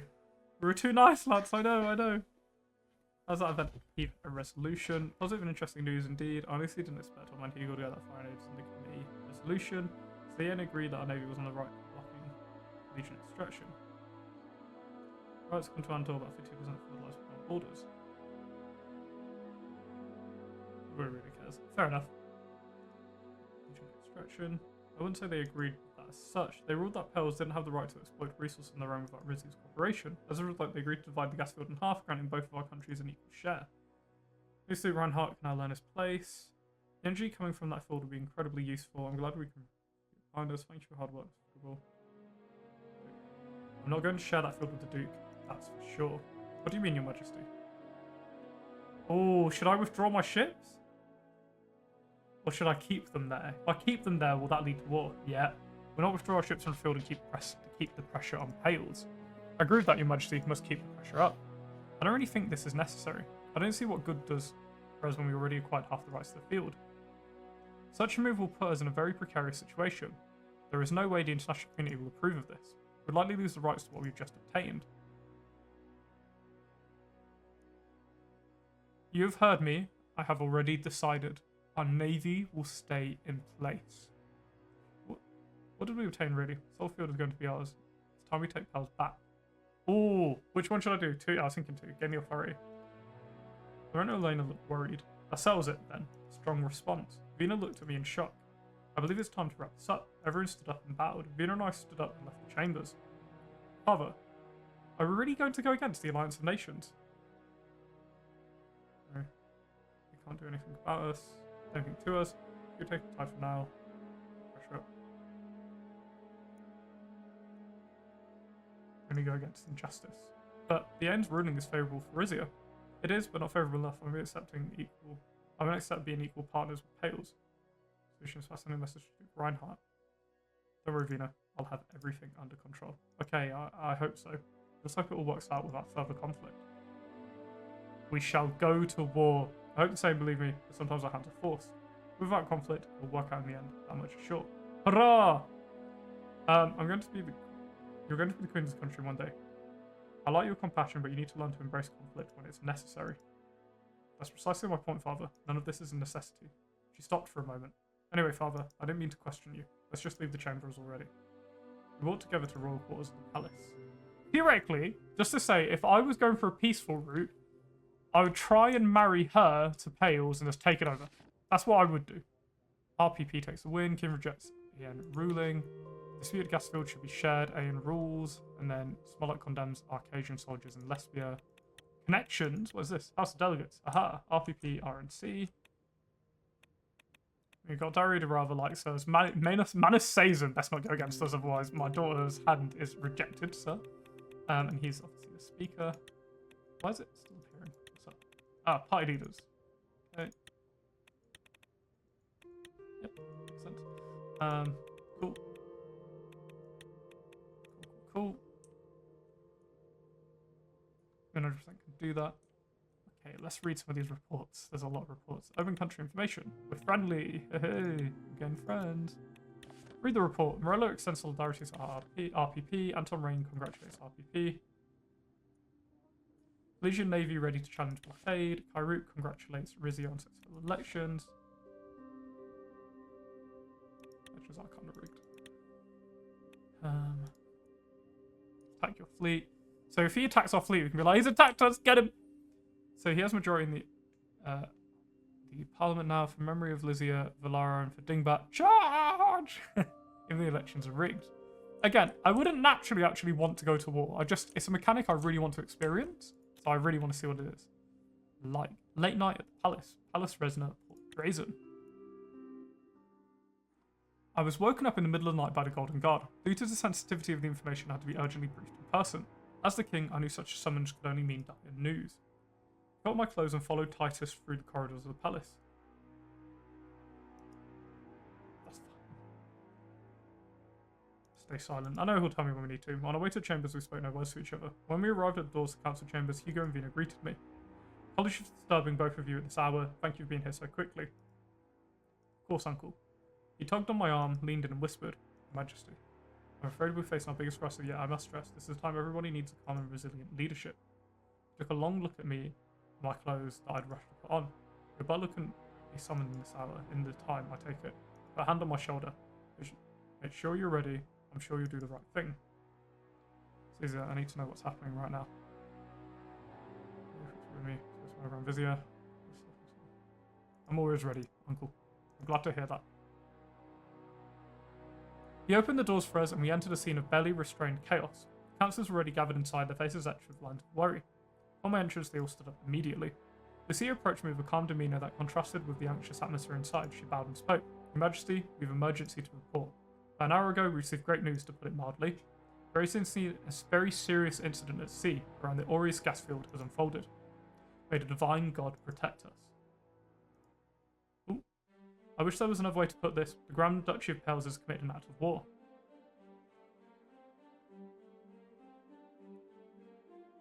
Ah, the conflict we've all been waiting for, just for her to continue. This is what we know so far. Approximately half an hour ago, the ships we went to enforce our claim to the Aureus gas field fired on and sunk a Pelesian vessel. According to our reports, a small fleet of 3 Pelesian ships advanced directly at our ships despite repeated warnings. The vessel that was sank was not only warned, it managed to ram into our flagship, RRN Valero, damaging it almost beyond repair. Our fleet then acted in retaliation, discharging its weapons into the Pelesians and sinking one of their ships. The other 2 vessels were immediately surrounded. They're still being kept at the location of the incident. It's an outrage. They were warned, yet they encroached upon the field knowing that our navy would defend it. That's true. Our fleet only acted in defense of our nation's assets, but this is still a disaster. The sinking of a ship is a grave matter. Casualties, damage on some way. Can we go back to what they rammed into our flagship? What? Does this take place? Okay, that's the last straw. If they want more, we'll bring them more. Can we ask these without it ending it? Because I wanna kind of find out what about the casualties. How many men have we lost? And the casualties? We're still certain the full extent, but preliminary reports suggest multiple injuries aboard the Valero. As they healed it. I hope for the Duke's sake that we have no Rizian casualties on board. Hugo sighed heavily. The extent of the damage? Severe, Your Majesty. The impact compromised the hull's integrity, causing significant flooding in the engine room and adjacent compartments. The Valero's propulsion system is heavily damaged, rendering the ship immobile. It is currently running on emergency power, but the flooding is critical. The damage control teams are working tirelessly, but without extensive assistance, the risk of losing the flagship is very high. We estimate approximately 150 sailors are engaged in containment efforts as we speak. And the Pelesian ship? It sustained catastrophic damage post-collision. Seconds after the collision, it was shot at by multiple shots by our frigates. It capsized minutes after the ramming. However, there are no reasons to believe the collision was enough for it to sink, and our shots may not be the main reason. It's too early to tell. The initial report indicates survivors, but they are in perilous waters, Your Majesty. We can't simply let them drown. We have to do something. We need our efforts focused on saving the Valero and our sailors inside. How did the engagement come to pass? According to reports, around 0400 hours, our naval forces consisting of the flagship RN Valero and 3 frigates were patrolling the field when the Pelesian fleet composed of 3 armed vessels approached the disputed zone. Despite repeated warnings to continue their advance, execute aggressive maneuvers. The vessel that initiated the conflict attempted to bypass our blockade, accelerating towards the RRN Valero. In a reckless act, it rammed our flagship on the starboard side near the engine room. And the Pelesian vessels? Remaining 2, upon seeing their companion's fate, ceased their advance and are currently held off at a standpoint. At a distance, they're completely surrounded and outgunned. The Admiral is waiting for your orders on how to deal with the situation. Additionally, it is reported that there are survivors from the colliding ship. These are perilous waters, Your Majesty, so we do not know if we'll be able to manage a complete rescue operation without any help arriving. Our fleet is currently fully focused on holding the remaining vessels in place while trying to help the RRN Valero contain the flooding. Should we try? I think we should try and save them. Just no matter what war we're in, we shouldn't leave sailors to just die in an ocean. Thoughts, Council Scribble, Hugo, what do you think? Judge Cesaro, what's the current status of Pelesian sailors? Do you think they can be saved? The music is going very hard. Your Majesty, the sailors from the capsized vessel are in deep waters. Our frigates are currently occupied with both containing the situation aboard the RN Valero and maintaining a perimeter around the remaining Pelesian ships. This has unfortunately left us with limited resources to mount an immediate rescue operation of Pelesian sailors. We can send a rescue team instead of diverting the resources fleet there. You definitely need your own ship, okay. What's the distance to the nearest Rizian port for additional support? The closest port capable of dispatching a rescue team is on the mainland. In the current conditions, it would take several hours for a rescue team to reach the site. These sailors don't have several hours in these waters, Your Grace. We're talking about the open seas, and they're likely without sufficient life-saving equipment. Your Majesty, leaving the Pelesian sailors to fend for themselves could be seen as a severe dereliction of maritime duty. It would damage our international standing, and the Duke would paint us as inhumane. This is their game, Councillor Scribble. We can't let them write the rules for us. However, focus on our efforts on the RRN Valero is crucial. It's not only about saving our flagship, which is our most expensive asset in the Navy, but also about preventing further loss of Rizian life. Diverting our frigate to rescue could jeopardise the containment efforts on the Valero, as well as risk the escape of the Pelesian vessels. I think I have the picture. Any last thoughts before I announce my decision? May the Divine grant you strength, Your Majesty. Pastoral suspects use this opportunity, Your Majesty. We will not attempt to rescue efforts for the sailors. Focus all rescue efforts on our Valero. Dispatch a rescue team from the mainland for the flagship. Make sure our frigates are locked on the Pelesian ships. In the meantime, we do as our own. Fix all efforts on foreign. Let's go dispatch a rescue team from the mainland Pelesian safer by immediate priority saving the Valero and its crew. Keep the frigates focused on Pelesian ships. So I'm looking at all the options. There's a lot. We must both attempt rescues. Divert our frigates to aid Pelesian sailors, as well as contain assist Valero and the mainland team's backup. Release the surrounding Pelesian ships and instruct them to assist the sailors. Our frigates will focus on Valero. That seems like a solid choice, but then they might attack us from the rear once we go to assist them. So I don't trust them whatsoever, because we've just sunk one of their ships. Bing Butt shows her butt. Long. Oh, she meowed. I think 4 is fair. Do you think they'll attack us, or do you think they'll be good? I mean, you'll probably know the results, but still, I think 4 is a good choice here.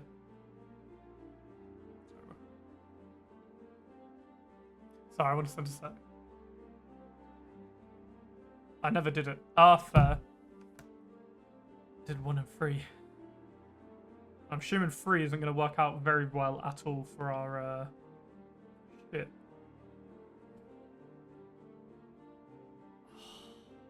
Race our surrounding Pelesian ships and instruct them to assist the sailors. Our frigates will focus on the Valero.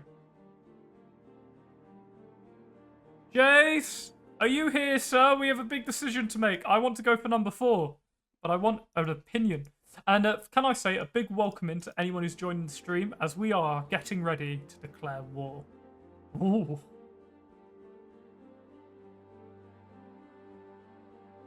I think 4.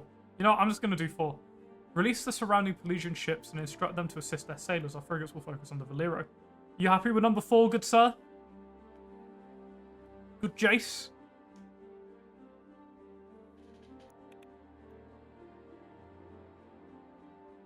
I think that wasn't there when I first played. Yes, I agree with 4. Alright, cool, we're doing 4. Understood, Your Majesty. I'll let the Admiral know about your orders immediately. Gruesome maneuver, Your Majesty. Hope this doesn't come at the cost of losing all our leverage. Losing their ships is regrettable, but it may be best course to mitigate broader consequences. Support the decision. This could foster goodwill despite the complexities. Agree with Her Highness, Your Majesty. Our House and Rizia nationalists would have expected us to use the opportunity, though. I can only hope this doesn't turn into a larger problem. I believe Your Majesty has already made his decision. Councillors fell silent. Was there anything else? I believe that was all, Your Majesty. Councillors bowed in respect and left the room. Oh, we're inching closer to war. News: King Rome is travelling to Pales. Pales attacks Rizian gas field. Major escalation as Rizia sinks Pelesian ship. Was war crime gives you a clear advantage, that's fair. Grand Duchy of Pales, read the report. Thousands have marched to demand repercussions for sailors' deaths. Hundreds of thousands of people have gathered across Pelesian cities, demanding the international community to take action against what is perceived as a Rizian war crime. Sinking a Pelesian vessel by Rizian ships and subsequent failure to rescue sailors aboard the ship. Said ship has sparked outrage across all levels of Pelesian society. Wait, which military? What, Pales? Military strong. Oh, where I can recruit. Unit. Oh, I'm done. There's stuff here. So I've still got the flagship. Flagship is still there. Not sunk. That's going to be a huge part. So we have flagship, our 2 escort ships, sub, all the rest. We'll get up in those soon. Maybe we'll do Reinhardt about the incident. We definitely need a stronger military though. Definitely. Free would sink it. Okay, that makes sense. Meeting with Duke Reinhardt about the incident.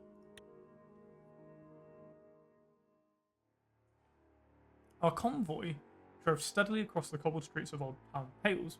It was my second visit to the Legion capital since becoming King of Rizia, and the atmosphere this time was far more tense. The spectre of the recent naval incident cast a long shadow over our relations.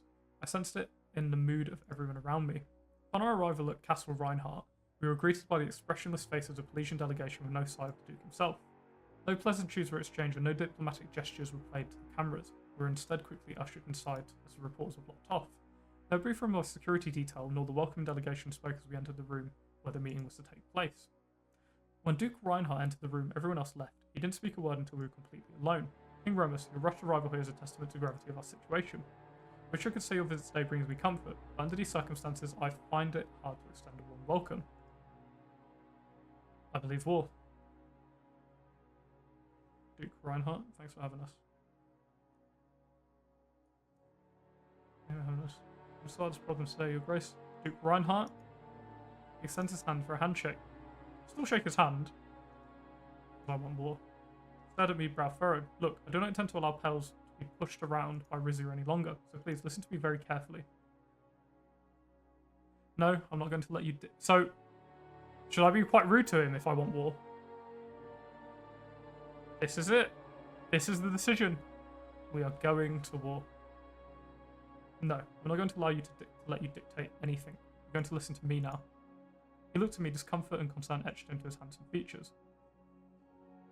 And in the best response to manipulating the ruling, I decided to take the entirety of the Aureus Castle, and frankly, I don't think Chaos can do anything about it. I'm not starting the wrong foot, Your Grace. I'm aware of the incident. I'm here for peace. Your ships were warned, and only did you ignore the warning, they rammed into our flagship. Did you give the order yourself?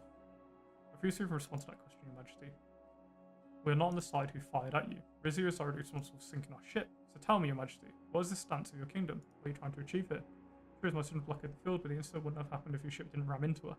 The damage inflicted was extensive. It was an accident, Your Grace. Rizia by no means wanted us to attention. They were erected on their own. Stance is clear. Aureus lies inside our borders, and anyone who enters territory is subject to Rizian law. On my incident, I have sympathies and apologies on the kingdom. True, son blockaded the field. It was intense. Nice. Yeah, I was going to say one. Are you not going to accept any responsibility? Is this a Rizia's official stance then? Yes, Grace, it doesn't have to be. We're not accept responsibility retaliating for your attack against our flagship. Those are the one that escalated the incident. I say free. We happy with free, my friends? Hales escalating the incident? Yeah. And I have nothing else to say except this. Are you going to listen to our concerns or not? No, Your Grace. You're making a mistake with your harsh attitude. I'm done listening to you. Oh. Again, I wouldn't normally want to lead to war. Like, I feel like I'd still lock off the gas field in my other playthrough I'm probably going to do. But I'm not, like, probably in 3.0 when the update comes out, whatever it is. But yeah. Ooh. Should I listen to him or should I completely just, like, cut him off? Reinhardt, we are... I think we both know we're going to war, my friend.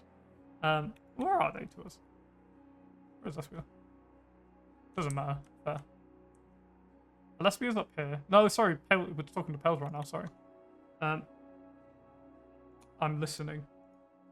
He strains his back. First of all, you must pay reparation for the ship you sank and the suffering and chaos it brought. Needless to say, your navy will never be deployed back to Aureus again. To ensure that, you need to cede half of the rights you obtained to us.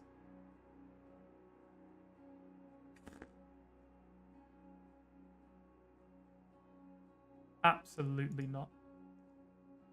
Pause for a moment, his face darkened. I see. And you won't be surprised to hear that the Pelesian Navy has been deployed to the Aureus.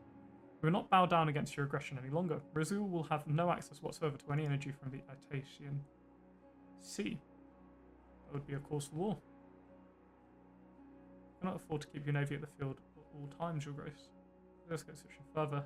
You intended to escalate the situation further after all. Your attack was the cause of everything, Your Majesty, and you know that. Rizia cannot threaten us with war anymore, Your Majesty. I thought you were a more careful man. Not to be aware of our naval capabilities. I intend to block your access to Aureus and don't think you can do anything about it. If you try to block our access, we will take it by force. This is a cause for war. As I already said, it is not a matter of if anymore. The Navy should be arriving as we speak. Pels is ready to defend what is ours. Then war it is, Your Grace. A sudden spasm of fear took hold of his face. I see. You are making the same mistakes as your father, it seems. You will be responsible for all the lives that will be lost. He really got up and gestured to the door. You're no longer welcome here. I offered you a chance for peace, Axel. You are standing in my way. Security quickly ushered me outside. I walked through the hall with quick steps, images of war and horror appearing in my head. Lorenzo was waiting for me outside with a concerned look on his face. I tried to tell him about what happened with few words as possible. Ladies and gentlemen, we're going to war. Legion war deployment, weak Legion resistance, situations. Where is it? Oh, what? Start of war with Grand Duchy of Pales. Pales refuse to see reason. Glory to troops, Pales and Rizia are at war. Rizian King leaves Pales in hurry as talks break down. Fighting erupts as Rizia seemingly invades Pales. Ladies and gentlemen, we have gone to war. Let me... Royal decrees. How long does the war last? But, right, question time. I think large global sales, -2 authority, -5 energy, +3 budget. I think that's something we'll end up doing. I think we're going to have to. We need the military academy, right? But then is 3 turns too long? Are we going to have enough time for 3 turns? First thing that might happen is you losing and us seeing loss. Okay. Skull for the Skull Throne, blood for the Blood God. Yes, blood for the golden... Skulls for the Golden Throne, blood for the God Emperor.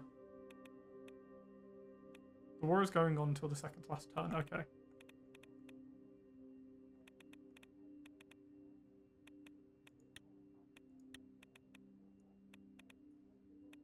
No matter how good you are. Okay. So, again, what should we build? So what should we do now to try and up our stance a little bit? Because we're getting no money now. -2 per turn for military expenditure, most unrestricted worker regulations, -4 from war expenditures. So losing a lot of money to war now. Gas we're still earning. Good. We've got a lot of worry. No logistics hub. I think we built it already, no?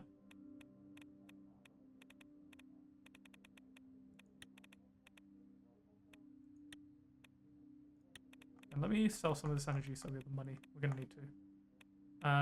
Large energy sale. Let's just do that. I'm earning enough energy per turn for the moment. Just for the moment.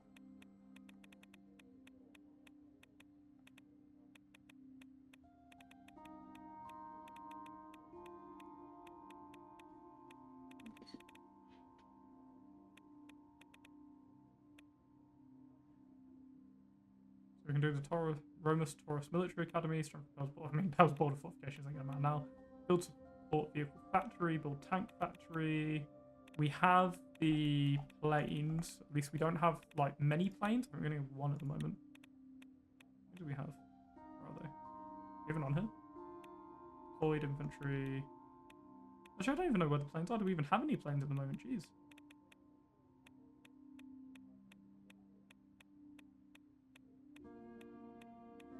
I don't even know. Hello, Honor, my friend. How are you doing today? We just went to war. Planes are separate. Okay. Eventually, exports increase substantially. Energy exports. Scroll. This has become energy explorer. We know. Let me give airstrikes. Okay. Then what would... No air battles are. Then, my friends, what would you say is the best thing to build now?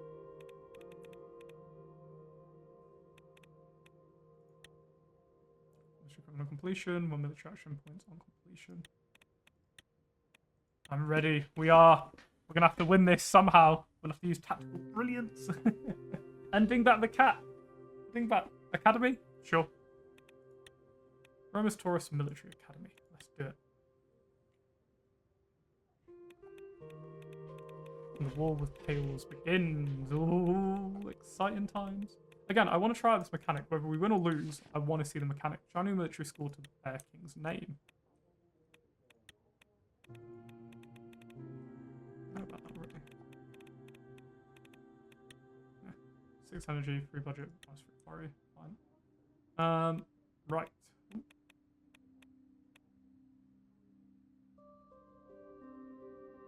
Yeah, their force is so vast and our land so small. We'll find the space to bury them all. Hey! I like that rhymed. Alignment of the 6 stars. Fort Drazen Observatory Tower stood tall against the night sky, stars twinkling overhead as my motorcade arrived beneath it. However, it's now functioned more as a museum than a site of astronomical observations into seas light pollution. It served as a relic of Rizia's bygone era where the night sky wonders more easily unveiled. Come to meet the Grand Wise Ignatius for the alignment of the 6 stars, a celestial event that occurred every 200 years and was celebrated by the Rosis worldwide. The alignment is sure to be impressive from the vantage point. Elias nodded toward the top of the tower. It was worth the climb. I need to try a game where I start a war but simply deployed 0 units and see what happens. Oh, really? Waste of time. I'd rather concentrate on everything going down below. Above. 0 enemies to fight. That'd be interesting. It was a poignant reflection to our existence within the vastness of the universe. I hope the view is worth the climb. God willing. They say that God is never closer to us than he is during the alignment. Perhaps he will grace you with enlightenment. Before long, Titus and I vacated our vehicle, entered the building, and ascended the spiraling staircase. We eventually reached the top. I was nearly out of breath, whereas Titus seemed to breeze through it without breaking a sweat. 2 guards greeted us at the door, one of whom opened it. I stepped inside while Titus remained behind. The dimly lit room carried the scent of aged books and burning incense, while candles cast a soft glow. Starwatch hunched over an altar adorned with astrological charts and religious artifacts, seemingly unaware of my presence. As I watched him, I thought about what Titus had told me regarding his possible role in my father's death. I reminded myself that the Grand Wiseman was still under investigations. Let's be careful about tipping him off to my suspicions. I think the issue we're going to have, Jace, is whether our military is enough to actually fight them. I'll be honest, I actually believe it might not be. But we'll see how it goes. We'll see what we can do, but I do think there's a good chance we might lose it. But am I going to fight tooth and nail and take as many of them with me as I can? Absolutely. I'm not interrupting anything. I'm looking forward to this visit. Victory by war crimes. Woohoo! If I have to, we'll do it. Again, this isn't meant to be my nice playthrough. I don't get me wrong, I'll let the daughter marry who she wants, but we must win this war. He looked up as if startled. Forgive my oversight, Your Majesty, I didn't realise you had entered. I've been immersed in arrangements for tonight's holiest of events. I think they're going to be our first resort in this one, Honor. Think nothing of it, no harm, no foul. And I want to war while investing nothing in my army, and I still want... Really? Ooh, interesting. That means we have a chance. Just minorities. Think nothing of it. The Wiseman's face brightened. I put the Spartans on your side. I'm delighted to have you here. Tonight's event promises to be truly exhilarating. It's remarkable that we're about to witness the same celestial alignment St. Rurik held so many years ago. You're acquainted with the story, aren't you? Cheese tactics you can win. I can't wait to use cheese! Threatening, you doubt my familiarity. I am. The celestial alignment holds a great importance to our religious heritage. I've been preparing myself for weeks. I genuinely appreciate your entire intellect with the celestial alignment. Want good naval invasion and destroy them. We'll do our best. That pleases me to hear. As we celebrate tonight's event, I'd be honest to retell the story. I enjoy heavenly displays as much as the next person. Let's not go overboard. By all means, let's hear it. That's right, that's the story. By all means, let's hear it. Excellent. Sal cleared his throat and began to pace around the room. In the tenets of Ruricism, there unfolds a celestial saga, the alignment of the 6 stars. Imagine St. Ruriks are venerable faith's architect embarking on a sacred sojourn into the cosmic vastness. Guided by divine insight, St. Rurik witnesses the cosmic ballet, grasping the profound significance of this alignment. With spiritual brilliance, he condensed the 11 pillars into 6, aligning them with the celestial bodies now recognized as planets. Oh, less of this than I thought I did.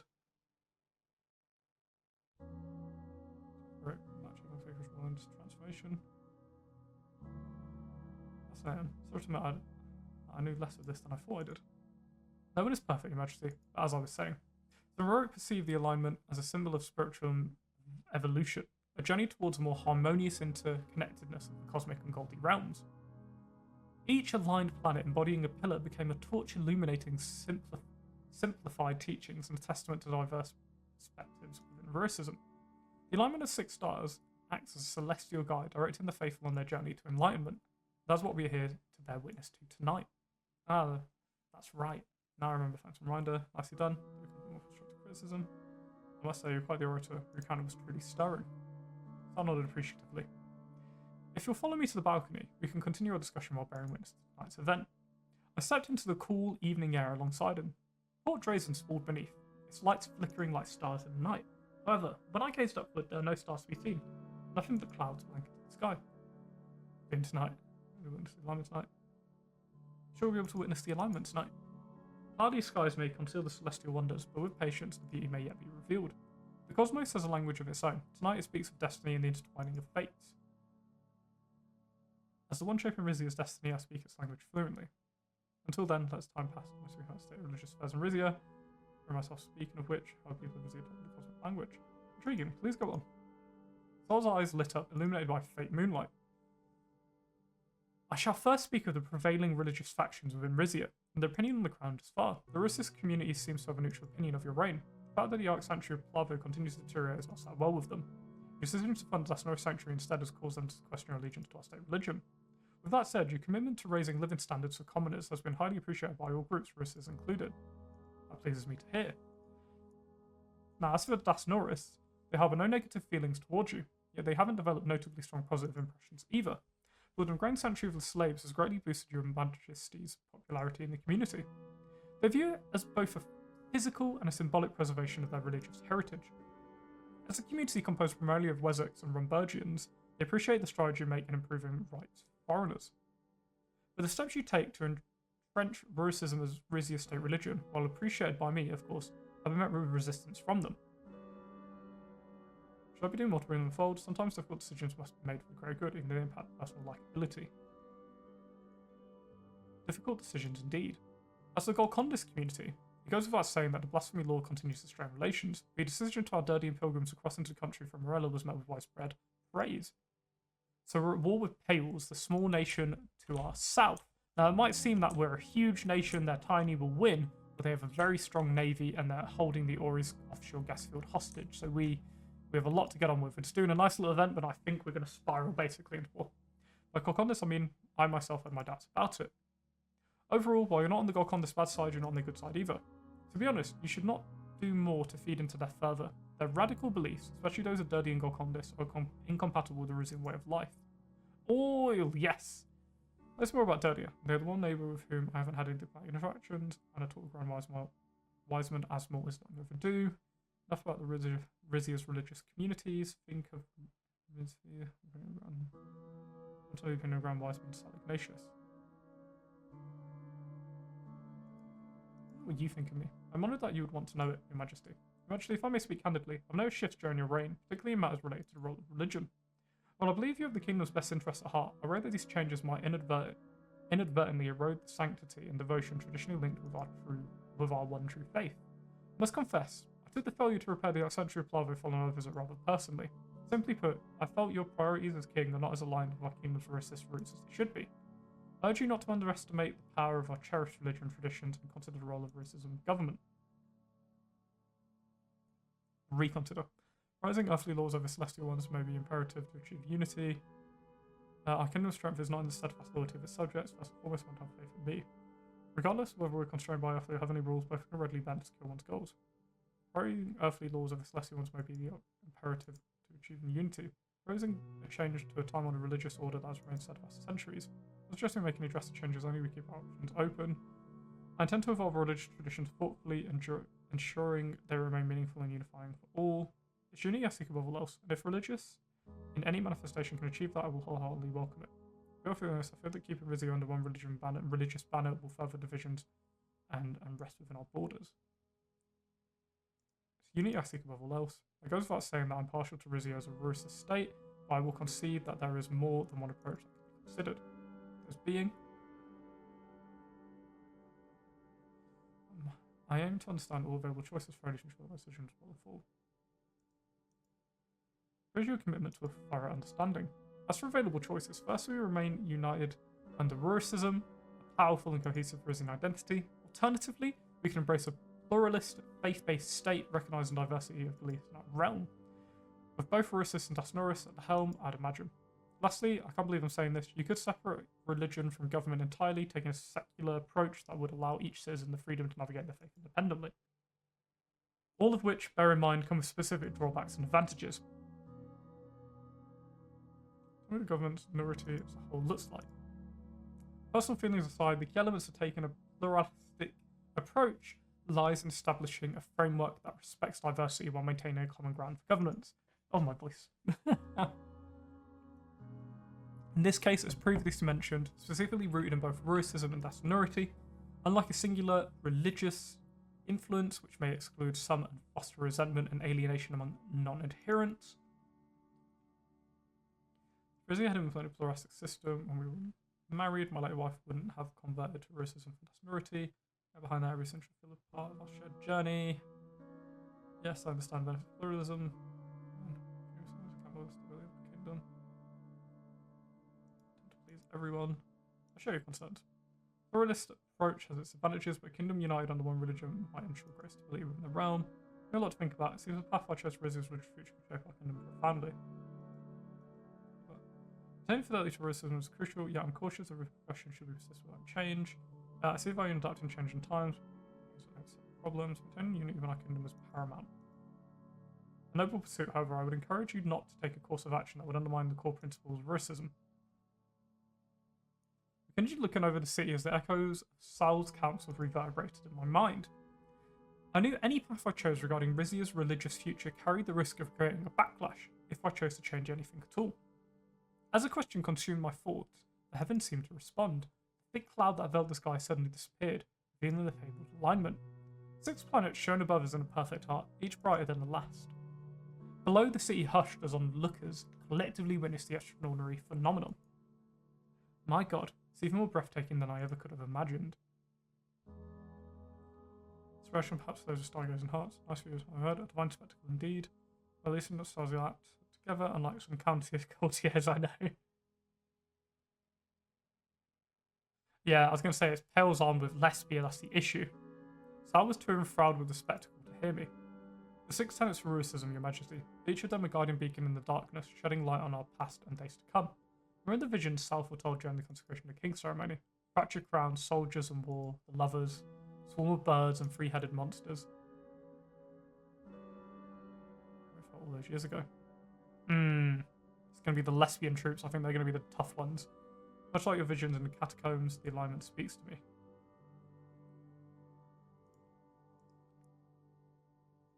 Sal looked at me, his eyes appearing to convey shared understanding. Majesty, I must know. After all our talk, what are your thoughts on our kingdom's religious governance?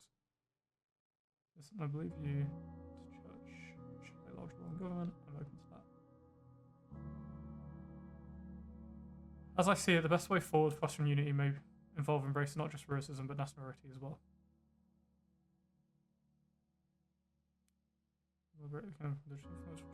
Alignment. Which one shall I do here, do you think? All religions, certain ones. I don't think cutting off the church completely will be great. I don't think it's a bad thing, but personally, but it's one of those. I can't commit to any intentions right now. You know, I won't commit to anything right now. I can't commit to any intentions right now. Fear of Nurism. Wait, which one? Oh, Ruricism. Which one's Nurism? What was that? 1 or 3?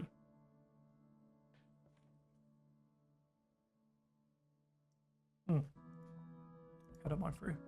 A hush lingered between us briefly. Night sky, despite its darkness, couldn't obscure his disapproval. I respectfully disagree with the notion of a dual religious approach. Rizia is a racist country first and foremost, and our core values should not be weakened. I strongly encourage you to take more time to reflect and reconsider. Either way, as your counsel, I stand by your decision. We're sure that your concerns will be carefully considered. And rejected. Thank you, Your Majesty. I'm pleased to hear it. It's been a pleasure speaking with you on some momentous occasion. I'm honoured that we could witness it together. It's nice to say our goodbyes before we parted ways. As I stepped out of the room, Tice greeted me with a brief bow. I hope everyone went as expected, sir. This alignment was quite expected to behold. Remember about the alignment of tomorrow's papers. If by went as expected, me listen to our drawn on. Yes. The alignment was quite the sight to behold, you see. After descending the observation tower, I stepped outside with Titus. I was again greeted by the celestial phenomenon above. What do you think about... how do I think the game will end? I hope with a victory for us. If not, I think we might lose our head. But we'll see how it goes. We've got Dingbat the cat to rely on no matter what. So I was momentarily stopped in his tracks to gaze overhead. It was then I realised this was the first time seeing it. This is astonishing. I've never seen anything like it before. With respect, please don't let the scientists distraction types of impressive. Yes, one could get lost in its display. I think you win, make the Azaros and Masons happy. Will do. Lost, but in the best possible way. After absorbing the spectacles for a final moment, Titus directed me to the waiting motorcade and continued my journey back to the palace. I do hope you were moved as much as I was. And then your own family, because you really. If anything, I feel more pessimistic about the future. Misalignment of faith, governments, and celestial forces above, to name a few. The alignment of 6 stars did nothing. The shroud the path, taking the bark of darkness, that's all. The alignment forces me optimism for the future. Indeed, the alignment of 6 stars is not only races with fear of view, but eliminated the path I am to embark upon. As we headed back towards the palace, Titus and I discussed destiny and the intricate workings of fate guided by the stars above. Especially now we're at war. Strong hostile. Oh, I've never seen hostile before. That's crazy. Anti-planetary society's million-man march ends in comic failure. So I thought that this was like leaving the atmosphere. That's funny.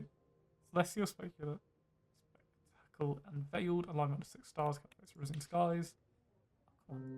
Why is it? Nothing appears at the top anymore. This is the one thing I've noticed that's really annoying. Arcadia fires the M4ICBM. Ooh. We did see it in Rumbo. We'll be fine. We'll be fine. Funding of religious charities. Uh-oh. We've no money at the moment. No chance. In the Rizian kingdom, faith plays a vital role in the lives of many citizens. A crown can support religious charities, a choice including the backing of Ursus, Golcondas, Dasnos charity, each with its own unique doctrines and influence within Rizian societies. Alternately, the government could opt to refrain from spending energy as they remaining in the stance of more secular government. Ooh. I mean, I could just give money to Ursus. Be like, come on, everyone knows I'm a Ursus. I'm a Ursus myself. Blah, blah, blah, blah. But if we go for this, we're very neutral. Oh,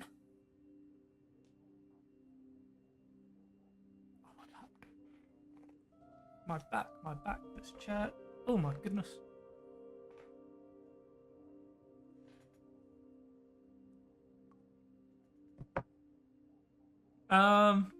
What's your take, my friends? What's your take? Who should we give a moolah to? And a huge thank you for you all being here, you absolute legends. What shall we do? What shall it be?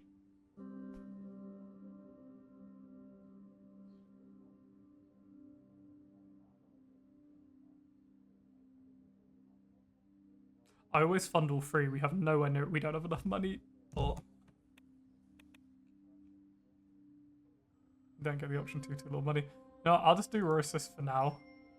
I don't have enough money. Sorry, everyone. Parador. Conversation with Lucia. Zorro. Oh! Milady. King funds Ursus charity. Raw decrees. What's going on here? What have I unlocked? Change state religion to nurity. That's war. Remove state religion. Wartime. Right. Whoa. Scary business. I'm going to quickly go to the toilet. I'll be back in just 1 minute. Back in just a second. Grab a water as well if anyone's drinking waters. And someone unfollow me on Twitch. I've actually lost a follower through this stream. No.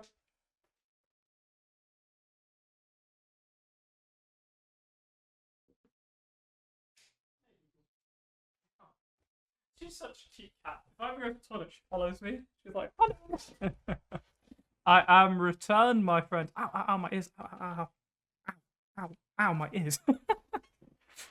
Gets my ears every single time. Right, what? Information. And an Air Force base. Blah, blah, blah. Cool.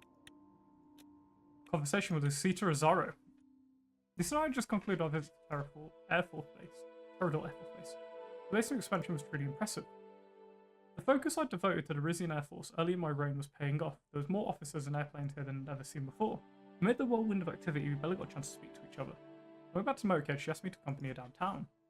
The city sustained heavy damage when Rizia reconquered it in the 1920s. Attempts had been made to revitalise it. Several bombed-out derelict buildings still stood in its centre. She ordered our driver to stop in front of the tallest one. It was completely boarded up, and the remains of the fire escaped, dangled precariously from the fifth story. In the dimming light of the setting sun, I could just make out an old mural painted on its side, an angular 1920s style depiction of a Pelassi, effaced almost beyond recognition. You always see, isn't it? Took back the scene, took back the rest.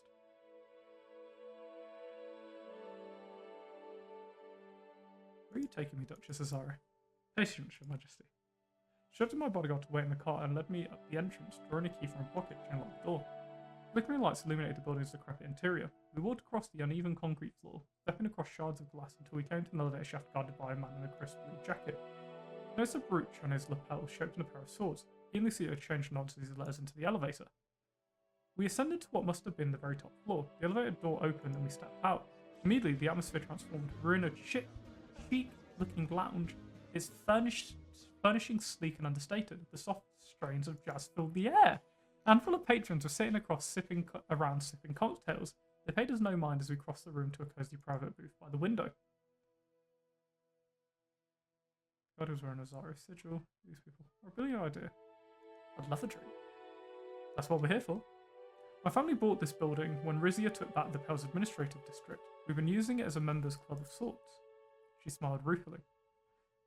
It was about time we went on that date, and if we can't step out in public, we might as well come here. Anyone would be so bold. I love that about you.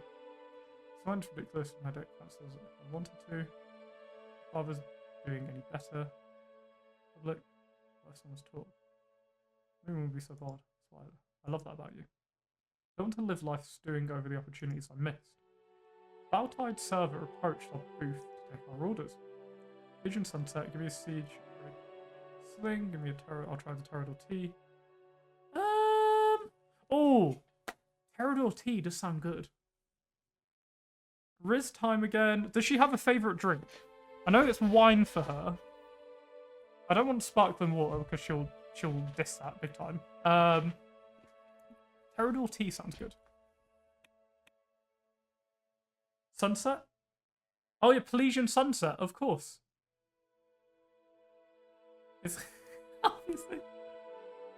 Of course. Pelesian Sunset. Is she a nodded approvingly? Sounds good, I'll have the same. I don't know, no. I actually have no idea. I don't drink much alcohol whatsoever at all. The server bowed and left to fetch our drinks. While we were waiting, Lucia gestured out the window. Beyond the twinkling lights of downtown Torador, a line of steadily flashing beacons marked the border on the wall between Rizia Pillars. Sunset as a drink means to totally destroy. Oh, so we're going to totally destroy Rizia. Rizia! No! No! We're going to destroy Pales! No! No!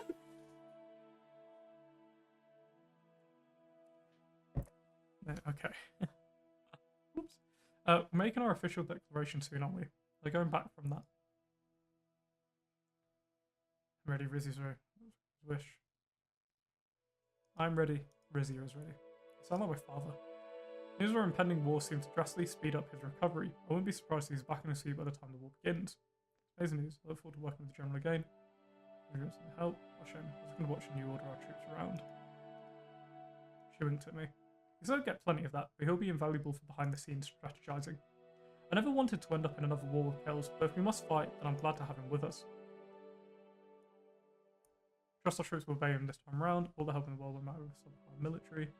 Come on, there must be some part of you that's decided by the idea of crushing the Pelesians to a pulp. She blushed slightly. Well, maybe a little bit.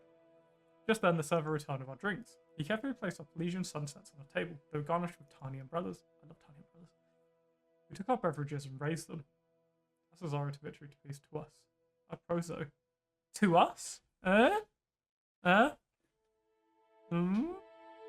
do you think? To us? We happy with to us? I think let's have a drink. 40. To us, viewers and I, thank you all for being here, you absolute legends, on the journey we've been on. Love you all. Thank you all for being here. She looked me in the eye as her glasses clinked. To us. I need to win her over. So holding my gaze, she took a slow, reflective flip. I want to tell you something while we're here. My house has begun to complain to me about the way you've been running the country.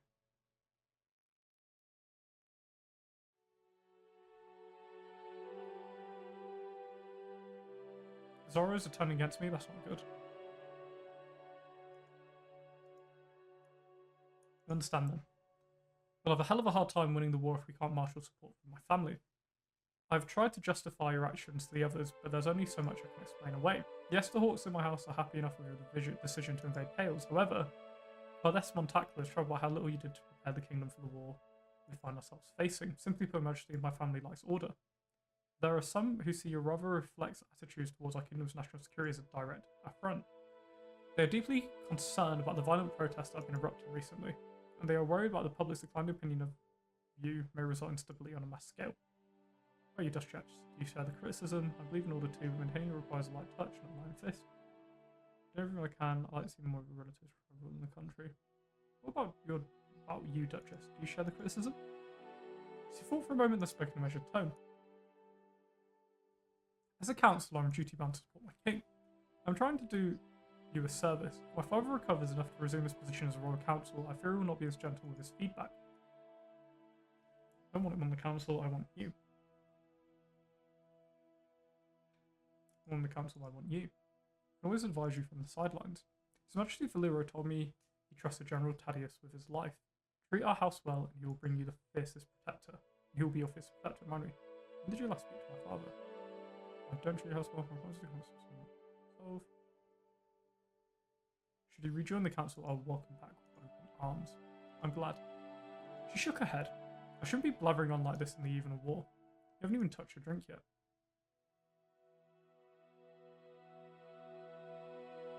No! I don't want our first drink to be the first date to be our last. We reached a glass on the table and took a sip. It was a smooth, tangy mix of dark rum and orange blossom water with a squeeze of pomegranate syrup. Liquid courage, just what I needed. Liquid courage, just what I needed. For the wall? For this, kiss her. Oh! This. I leaned across the table and kissed her. Her fingers grazed my lips as we slowly drew apart. If the other bartenders noticed anything, they didn't show it.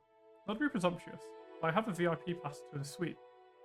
And I happen to know it isn't occupied. Oh! Oh! Oh! Oh!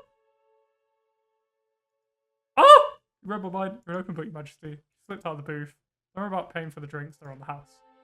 With a wink, she headed past the bar to a darkened corridor, leaving my unfinished drink on the table and following close behind. Let's go! Yeah! You don't get this option if you kiss her earlier. Okay. Read the report. King visits Toradora Heavy. My goodness, Your Majesty, you look like a new man. Sovereign Memorial Commemoration. Brief on invasion of Pale. Right, let's do the other one first. Sovereign Memorial Commemoration. National Mausoleum, high in the hills above Port Drazen, embraced me with its stately presence.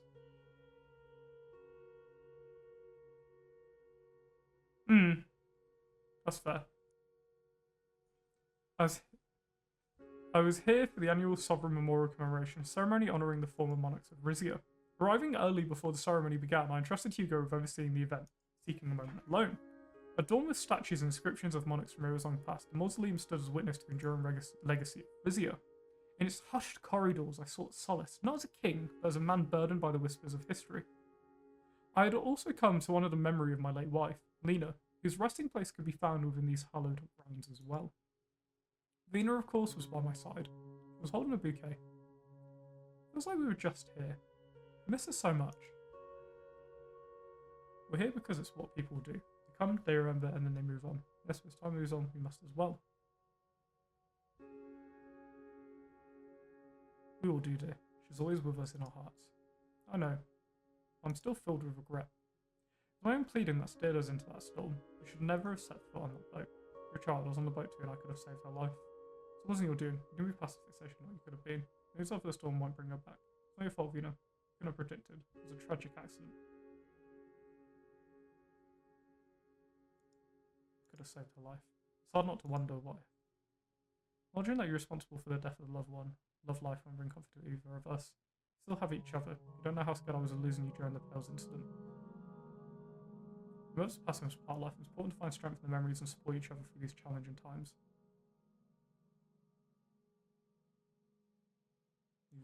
Losing you during the Pales incident. You were never in danger of losing me, father. I can take care of myself. It wasn't long before we reached her mother's tomb. Venus had the bouquet in a marble vase next to the sarcophagus.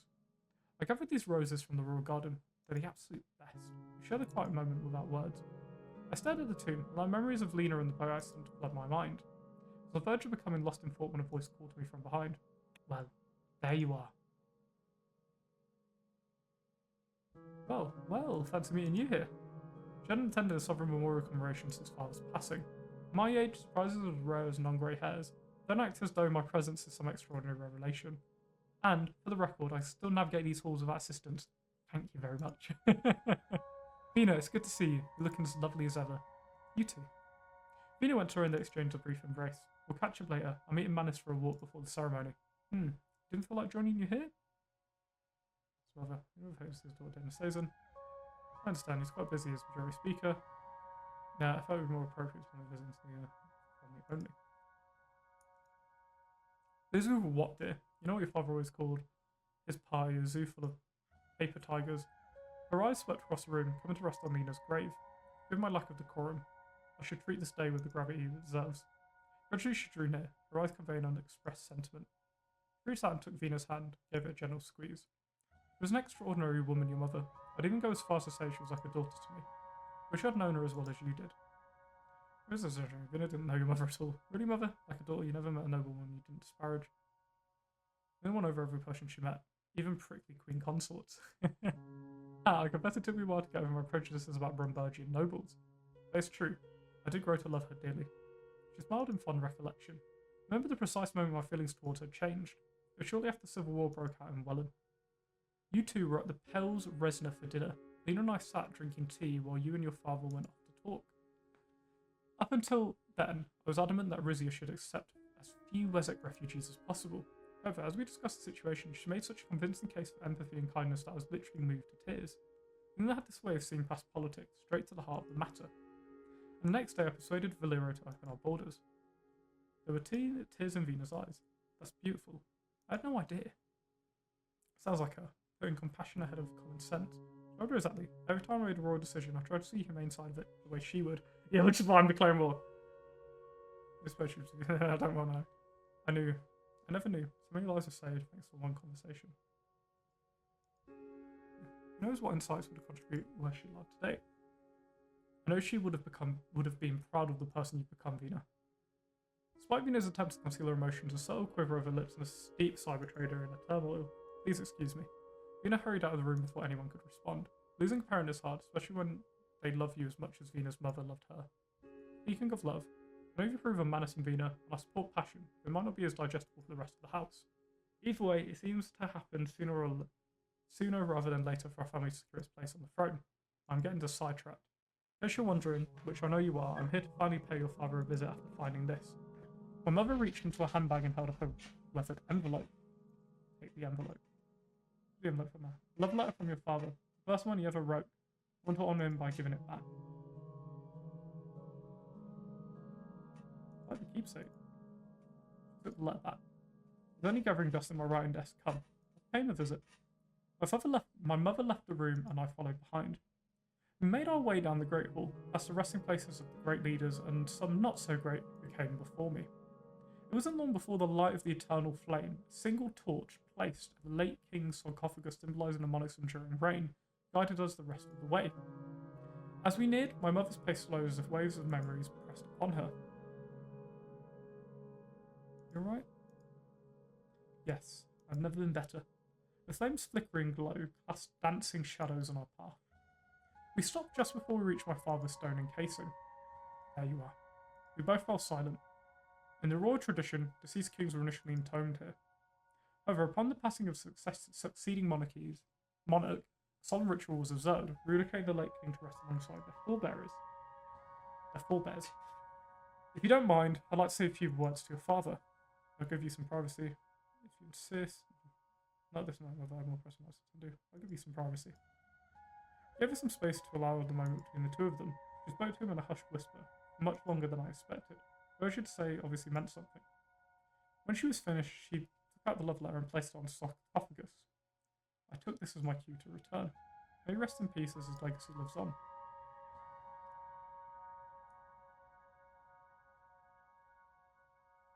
I find comfort knowing that his legacy lives on, but it doesn't change the pain of his absence.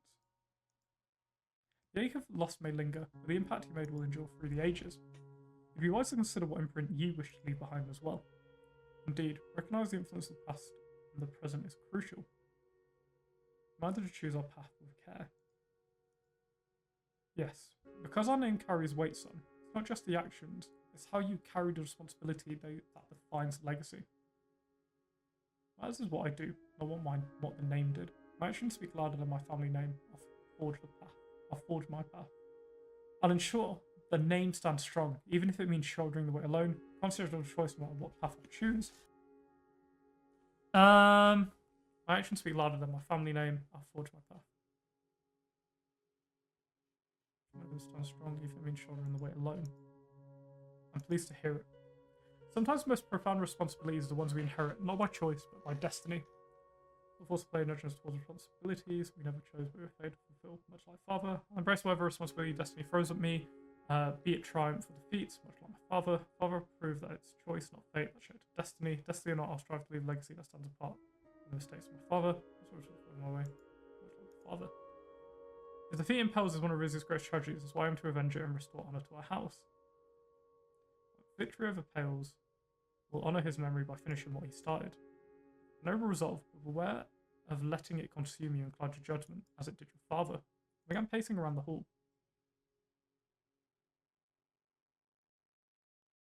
Here's your concern, but this time will be different. Your attention should be on the right for restoration of Zale, not Pales. The very foundation of the monarchy has been put at risk through such misadventure. Speaking of risk, I've heard whispers about your escapades with House Cesaro, a family harbouring their own ambition regarding the throne, or so the rumours say. Secretly practicing Dasanori right under my nose, so the rumours say. Two whispers, Whistler speaking of the Queen, secretly practicing Dasanori, and the guys will be there. Risk? Okay, we're going there, tell me. How did you foresee probably responding if I have that emergency against the clan his Dasanori? Ooh, either way around, it's leading to an argument.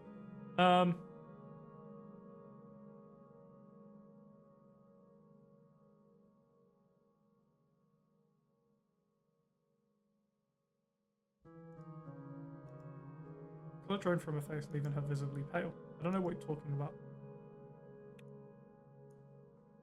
Come on, mother, I know all about it. Quit playing dumb, you know very well what I'm saying is true. Come on, mother, I know all about it. She held her ground, her eyes piercing through mine. However, before too much time passed, she yielded to side and resignation. Called faith for a reason. It's not something you casually discard. I refuse to apologise or announce my beliefs to appease anyone's expectations, and I'll be damned if you think otherwise. The lingering sound of her final words reverberated through the chamber. Look, I don't care what you believe, I just wish you'd be forthright about it. Don't let you shatter my trust. I'm sorry, I meant no offence, mother. I allowed myself to get caught up in a moment. Just leave. I want to be with your father alone. Scott. If only he could see you now. What would he think? I know this father's legacy and opinions of me are of no concern. However, I'm resolved to rectify his errors by achieving what he couldn't. So be it. Let me be perfectly clear. I will rectify his mistakes by reclaiming Pales. My victory will be mine and mine alone. Father might think I aim to preserve father's legacy and do right by him. I've had to fulfill what he started by reclaiming Pales. Correct your assumption, I intend to uphold father's legacy. I will do right by him by regenerating this nation in accordance with his wishes. Fine, but know that when it comes to legacy, I won't be found by a corpse's wishes. I don't give a fuck about what father would think of me. Oh my god! Swearing! The king is swearing! Oh my goodness! Preserve legacy, do right by him, I've had to fulfill what he started by reclaiming Pales. Hope your determination doesn't blind you to potential consequences. His vision wasn't as straightforward as you believe. Parted ways with mother and rejoined Vino just as memorial commenced, once again celebrating my father's memory and the kings who ruled Rizia before me. Eventually, we should be part of that, you know? We'll be remembered as well. Briefing on the invasion of Pales. Oh, here it comes! My friends, be ready! The war begins. How exciting is this? Get ready. Here it comes. Here it comes. Briefing on the invasion of Pales. I arrived at the council chambers to discuss our war plans with the highest ranking members of the Rizian military.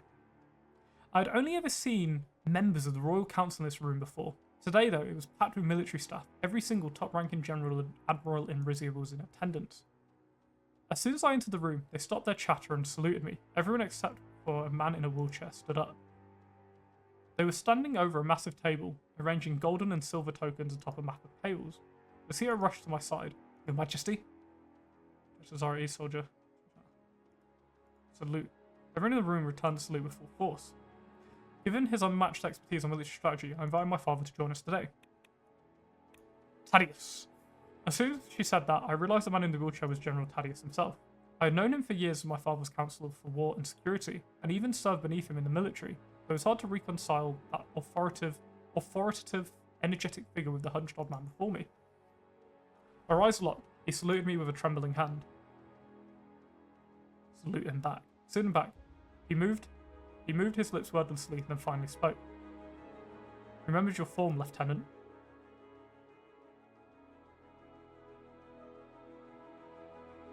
I must commend your daughter for her exceptional performance on the council in your stead. I expected no less of her. He slowly smiled as his gaze drifted between the two of us. Lucia cleared her throat. Shall I start, Your Majesty? Please. Your Majesty, our forces are already mobilised. Our Navy and Air Force are prepared and awaiting your orders. And our ground forces will be ready to cross the border within 48 hours. Due to the extensive Pelesian naval defences around Pales and the Gulf of Pales, as well as our possibility of direct engagement with Lesbia, our strategy will have to rely on an attack from either the north or the southwest. What is our intelligence regarding Pales' defences? Our intelligence suggests Pales is expecting an immediate incursion. They have been building strength on their northern border with us, building forts and bunkers across the River Alka. And according to reports, they are already deploying thousands of soldiers along their entire border at this moment. I believe they've recently received dozens of tanks from Lesbian origin as well. One of them to see on the map. Unfortunately, due to the recent acquisition of a large number of Lesbian destroyers, the Navy is more than capable of breaking our blockade attempts. What was the plan for the initial strike? Thaddeus gestured from one of his aides to bring him a pointer. He aimed at the map. First objective is to take control of the cities of Zeeks and Arques and trap their forces at the choke point Soles. The General Staff proposes a two-pronged attack. First, we need to block Pelesian ports, crippling their trade and preventing the Grand Duchy from receiving any external support. Second, we'll mount a large ground defence aimed at securing key border defences. Speed is of the essence. We must overwhelm Pelesian soldiers before they can fully organise. However, an assault from the north would be very bloody, especially crossing the Alka. It's their most fortified border. Catch them on surprise. They wouldn't be set as lead a ground offensive from the most fortified border. Can we bait them into thinking we're attacking from one side, then attack from the other? Like, if I want to attack from the north, can I make them think I'm attacking from the west, like the south, and then actually still coming from the north? So I want to know if we attack from the north, we can catch them by surprise. Most fortified border is indeed one of our options. What do the generals suggest? Yes, okay. Our proposal is to feign an attack in the north to make them focus their forces there, but spread our forces around the border. Strategy would allow us to strike from the west. However, their western border is covered with mountains, and we believe they possess specially trained mountaineer units defending those terrains. There's a chance decision only impacts the starting situation. Okay. There's a chance we can break through from the southern coast with the help of our navy. We can deploy our armoured units on that front. We can push from their coast and block the supply lines. So,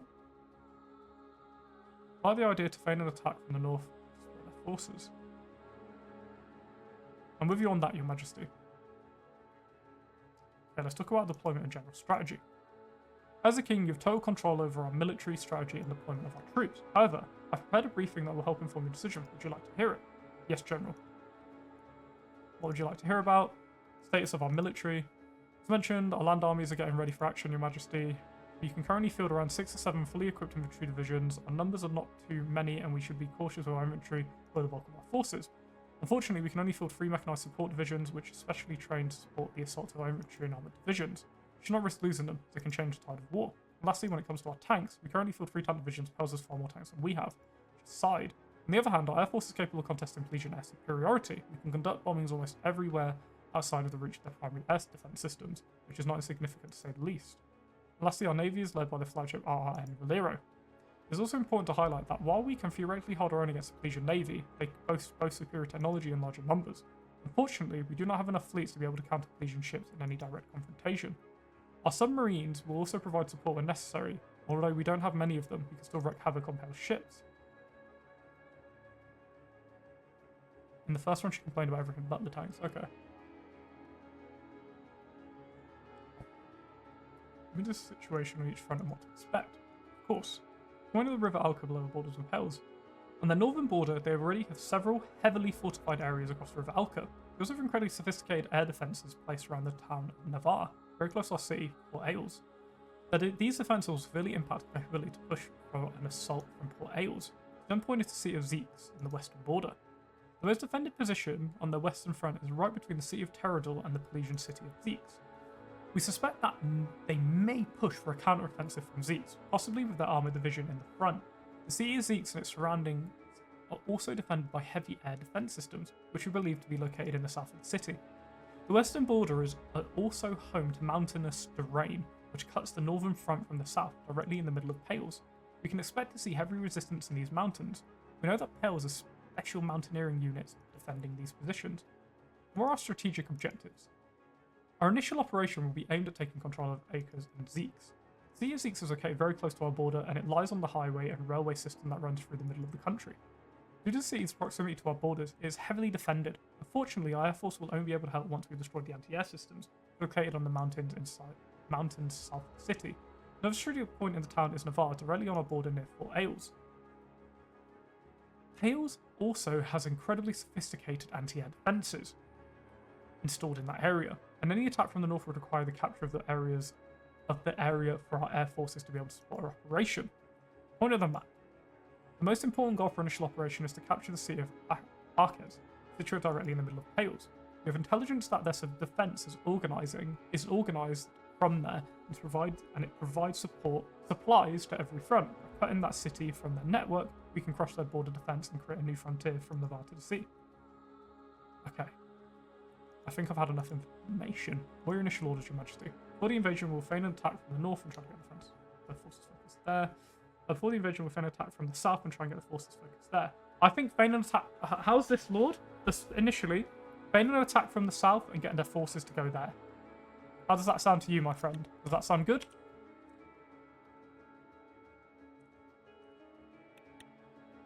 These are solving precursors. You do you. Okay, I'm going to lead. Feign an attack from the south and get their forces to focus there. Jammer in the room gave me literally sleep while shouting, yes, sir.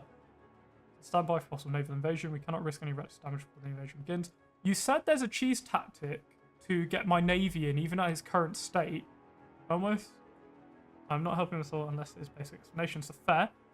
But you said there's a cheese tactic with the navy I can use to get them in, right? And get them doing well. How would you recommend I put... There are a bunch of cheeses. Okay. Okay.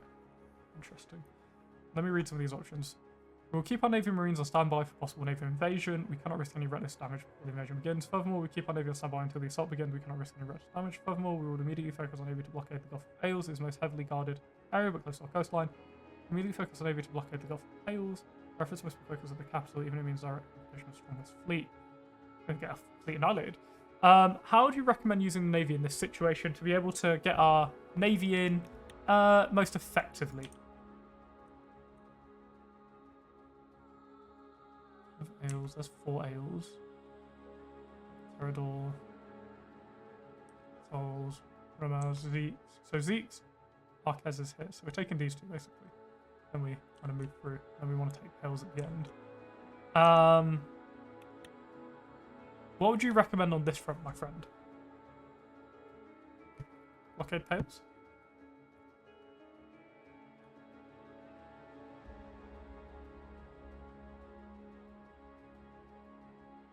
I don't know what that does. Oh, really? And I guess blockading Ailes will keep people here. then we'll have to head around 2 pales. But if we block here, that means we're going to be open to like the huge navy. Our effort must be focused at the capital, even if it means direct confrontation with the strongest fleet. Can we survive that, though? Can we survive that, is the question. Off of Vale's most heavily guarded area, but coastline. We don't want to keep on standby. It's kind of between these 3. I think Ales will get crushed. Oh, really? Okay. As they have their flagship there. Oh, really? So it's best to keep our ships away from there. Where's Ramaz? Oh, there's Ramaz. We can send our troops here to Ramaz. Is on the northern side. Okay. Then, if I take you as a military advisor here, sir, what would you recommend, my friend? What would you think? Quite a few options here. Ramaz could work. Okay, I'm going to do Ramaz. About the risk of confrontation at sea. Understood, Your Majesty. Maybe do nothing. In light of this, I'd like to send you a detailed plan for our initial deployment through the border, focusing on simultaneous attack from Zeeks on the southwestern coast. General Led. No, I'm not opting out of that. Go away from me. General will plan this on deployment of force personally. I'll look into it in detail, General. Thank you, Your Majesty. Everyone in the room except Thaddeus stood up, saluted me. Relay your orders immediately, Your Majesty. I'll return to you as soon as we have an update. It was the invasion of Pels was about to begin. Right, wars. Oh! It's happening, people. We're at war. Declare war speech. Oh my goodness. Woo! Situations. Small Rizian fleet. Yeah, it's fine. Sure we can buy something. For the end. Nope. Port Drazen declaration of war speech. Wipe them out. We will. The faint murmur of the crowd outside seeped into Pale's Resner's second floor sitting room, its restlessness contrasting with the stillness inside. The walls of this solemn chamber were adorned with the dignified portraits of my ancestors, King Valero, Queen Liza, and the long lineage of House Taurus stretching back to its inception. Hugo peered out towards the balcony, then turned to face me, his expression as solemn as I'd ever seen it. Remus, as you stand before your subjects today, remember the history is written by the victors. War is a crucible. It can be faced. If you can face it head on and survive, you'll be unbreakable. Let's also remember that the toll conflict takes on our people. History should recall the hearts and spirits of those brave commoners who sent to fight for the kingdom. Saint Rorist, in this case. Racist, whatever it is. I'd hope never come to this, but we must weather storm war. Kingdom. If only historians shared your compassion, darling. But it's the kings they pay attention to, their triumphs and their failures. Still, the people need compassion now more than ever. Compassion is noble, but it must not overshadow the need for decisive action in times of war.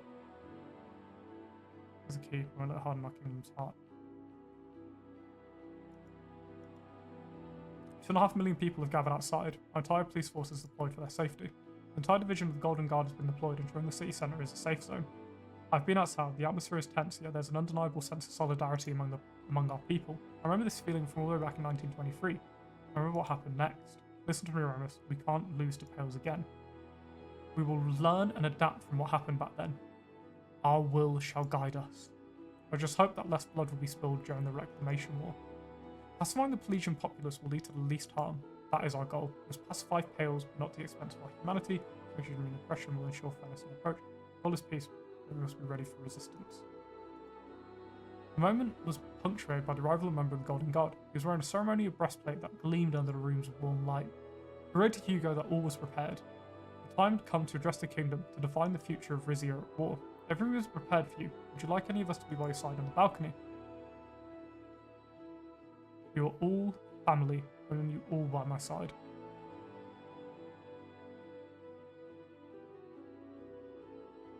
Yeah, another.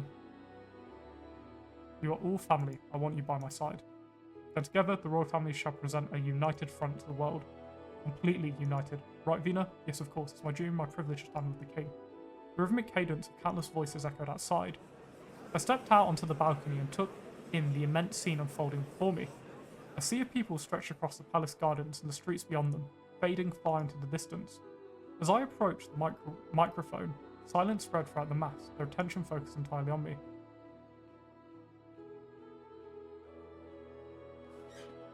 Ooh, what tone are we taking this for? It's never happy.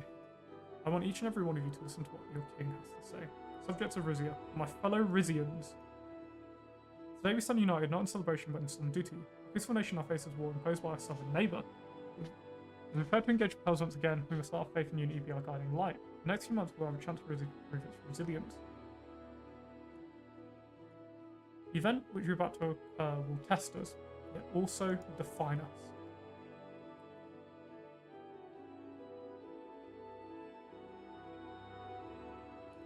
Talk about the naval incident that occurred. Yes. The naval incident that occurred. Stanton Aureus, backed by the Royal Navy, was our clear signal that Rizia will not stop at nothing to protect maritime rights.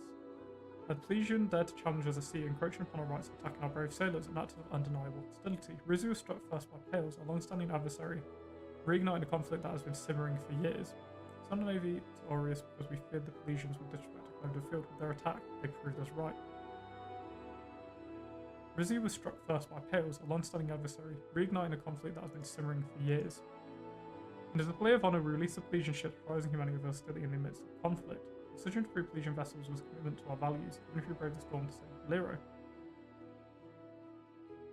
Maiden friends and foe alike at sea illustrated the strength of Rizian compassion and integrity.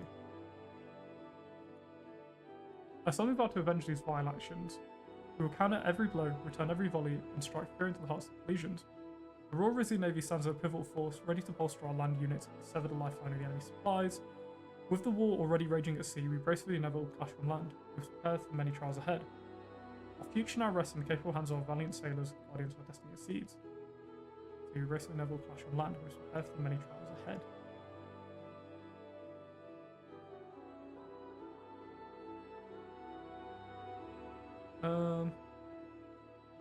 About the guest demonstration. The game was bittersweet. We won Battle of the Aureus, but the war has only just begun. The Alliance Nations were in our favour, yet accepting no resolution mean accepting defeat. No particular rights, partial rights was not enough. The sake of risen energy independence must fight for more. A diplomatic clash of Aureus makes prelude to tension be faced through Pales. Our many international allies helped us secure partial claim to Aureus. With their support, we win the entire field. It's surprising to us that Atlantis has shown greater integrity than many opponents share our values. The colours of our fellow nations have now been revealed, unmasking a world of shadow promises and hidden agendas. No matter what they throw at us, we'll stand tall. They will not infringe on our rights. The idea stood with us a powerful region friend, fascinating to us both life. We found support from our neighbours in Morella. Past our friends in Welling came through. Partial victory was just the start. Naval actions thereafter found our determination.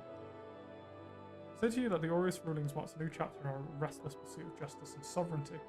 Since it proved that a nation's sovereign borders cannot be determined by committee, we in Rizia know the truth. In the wake of these events, let it be clear, no decision can sway our commitment to protect what is ours by history and by right. The Aeon has spoken, yet true verdicts are written not in chambers of debate, but in the hearts of people united for their cause. I like just subjects. My notes, once we capture Pels, we'll gain full control of Aureus and finally achieve energy autonomy. As the infantry Pels grows, we find ourselves compelled to act not just for Rizia, but balance in the region. Planning our border securing resources, this is a war step to create a more prosperous Rizia. The shadow of Lesbian, the Arcadian Treaty Organisation looms largely over Pales, religious water counter-encroaching influence. As whose influence grows, we find ourselves compelled to act, not just for Rizia, but for balance in the region. Not a community in the end are against us. The world order was a fast, fill our part of the continent against Lesbia's expanded reach, but it's too late. The future of Rizia and its people depend on reliable energy sources and industry and growth. We're fighting for nothing less than our kingdom's economic future. We've always seen through the self-styled Ducats or Reinhardt and Grand Duchy, it's time for the facade to come pushing down. Rotary Ducats compels us to act, as our duty protects the nation from deceitful maneuvers, drive broken promises, and lack of honour, a stark betrayal of our trust in the principles of this kingdom. We find ourselves protects our own people's interests. There's nothing but puppet foreign powers will cut strings. Principles of the kingdom. Safe and security. For a safe and secure Rizia, we embark on this path to reclaim what destiny has decreed honour as ours. From Meridia's Gulf to Sudis, and across the Arctic Sea, our lands will stand unshackled, our people resolutely free. Under the watchful gaze of the world, we shall rise, showcasing the indomitable spirit that courses through Rizia's veins. Confronted with the escalating threats, hand is forced, our rise assured, the very heart of Rizia. Move on to convictions. While the war may seem like a defensive measure, it is also a path to nation as well as my personal glory. No. This war is about as much about honour as it is about strategic gain. As I don't complete my father's unfinished quest. They tried to attack me in zeal but failed. Now a new threat rises from the south. We will fight our enemies on every front and we will win. The future hangs in the balance. If we don't confront the threat at our southern border now, it will consume us. Visions have come to me, foretelling a conflict, a divine sight. Our path is righteous. Surrounded by adversaries, our only path to safety is to meet them on the battlefield. Caught in the crossfire of CSP and the ATO's global strife, we stand firm against the encroachment as Rizia bows to no one. Potter, lest ATO engulfs southern Marcopa and expanding growth. This will sound crazy, but surrounded by adversaries, our only path to safety is to meet them on the battlefield. Murmurs of approval rippled through the crowd. My subjects' attention sharpened as my rise resonated with them. Ooh, noble people, noble houses, Rizian armed forces. I guess in this front you really want to address the armed forces, right? I guess the people as well, because it's like they're the bulk of everything, right? But then the armed forces are the ones going in. Noble houses, they can get over it. Address the Rizian armed forces. Address the Rizian armed forces. Dear soldiers, dear Rizian soldiers, pilots, and sailors. Today you embark on a great conquest. A conquest that will end with the greatest triumph Rizia has ever seen. Troops, guardians of our kingdom, the brave hearts who stand on the forefront of this critical movement in our history. New cows the spirit of Rizia to battle, are yielding, courageous, and proud. Beyond our borders, skies, and seas, and that you carry with the hopes and prayers of every single Rizian. In you, the legacy of our forefathers and foremothers lives on. A legacy of resilience, honour, and the will to protect our homeland. Your action in the coming weeks will be remembered, with likeliness carved into stone. Names for history. You're gonna be dead! May your courage light the path to victory. May your steadfastness inspire generations to come. Your valour and sacrifice are the bedrock on which the future of our nation rests. Your immeasurable debt of gratitude. Deploy soldiers around the palace were listening attentively and saluted. Our stalwart mountaineers will brave the rugged terrain and harsh conditions tried by the enemy. Golden Guard, a middle force of loyalty and might, shall defend Rizia as capable as they have defended their king. Our provincial divisions will serve as the vanguard and army leading shelter. I'll mention the Golden Guard. But look, I'm sending my guys. Soldiers of Rizia, you are the hammer that will forge our victory. March forth with the might and conviction of the cause that is just and true. When the historians write of the Second Pales War, let it be written that it was you, the valiant protectors of Rizia, who turned the tide, who destabilized echo for generations. Many of you will die. No. Just the people. The people of Rizia, the soul of the nation, now is time to rise, join the ranks of those who defend our land. Each citizen's efforts, whether on the battlefield or at home, will make a difference in our victory. Call upon the youth of Rizia to take up note. As people of the soul of our nation, now is time to rise, to join the ranks of those who defend our land. I like it. We'll see what we can do. Our nation, your enlistment, your support, and your sacrifices are building blocks for free, victorious, and prosperous Rizia. Together, we are an unbreakable force. United, we will face this challenge and emerge as one.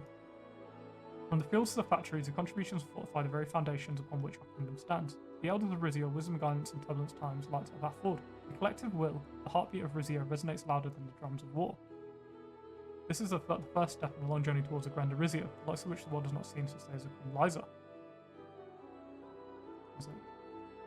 War. As we stand on the brink of destiny, our collective resolve must not waver. For every challenge faced, Rizia stands taller, prouder. As we begin this difficult journey, remember that every step you take is a stride towards our shared destiny. This land is ours, with its rolling hills, fertile soil, ancient cities, call for its children, protects its legacy, for Rizia, for our future. Address the noble houses. House Zara, our warrior shall lead us to victory. Don't address these Zaras. Oh no! House Zara, our warrior shall lead us into battle. General Thaddeus and his daughter Lucia will not fail us. Zara is a countess of Mondocla. His military prowess and strategic acumen inspires not only their home province, but holds Zara is sort of Rizia at times of conflict. Our lead of battle, General Thaddeus and his daughter Lucia will not fail us. In this fateful hour, we are lucky to have House Sazan standing with us. Members of House Sazan join our ranks, settling aside past differences for the greater good of Rizia. House Sazan and Brennus will be key allies in this fight, harnessing the knowledge and youthful energy of their province to outwit and outmaneuver the enemy. Remember key House on how lenient my family has been with them in the past, they will support us in everywhere else. Remember House Sazan joins our ranks, settling aside past differences for the greater good of Rizia. And of course, I'll be leading Rizia into battle with the entire Taurus royal family by my side. Good riders in House Taurus, yeah. They'll join us, they don't have a choice. Together our noble houses represent the backbone of Rizia. With your help, we will stand tall against our adversaries. The House of Rizia allegiance to the Christian fortified souls of our nations. Each house's history and legacy brings a unique strength to our collective endeavour. Together, we will not be defeated. Together, our noble houses represent the backbone of Rizia. With your help, we will stand tall against our adversaries. Conclude the speech. I pause before moving on to the speech's conclusion. A poignant pause, if you will. Looking out at the crowd, I sensed an undercurrent of energy. Sporadic claps and shouts emerged, and Rizian flags began waving in the air. My people, I have long yearned for a reunification of our land, a dream that today becomes a solemn vow. In the heart of every Rizian there lies a deep-seated desire to see our nations whole, undivided by foreign claims or unjust rulings. As your king, I stand before you, not as a leader, but as a steward of our collective legacy, committed to restoring what is ours. Today, it is in the spirit of our ancestors, guys, who unfilled inspiration, unfilled aspirations, and how a sacred mission, with what challenges were resolved there. My people, I've long yearned for a unification of our land, a dream that today becomes a solemn vow. This reunification is not merely a quest for land, but a reclamation of the Rizian history and culture that is deeply intertwined with these territories. The journey ahead is full of struggle, pain, and death, but we survived all of our past nation struggles and we survived this one too. I will say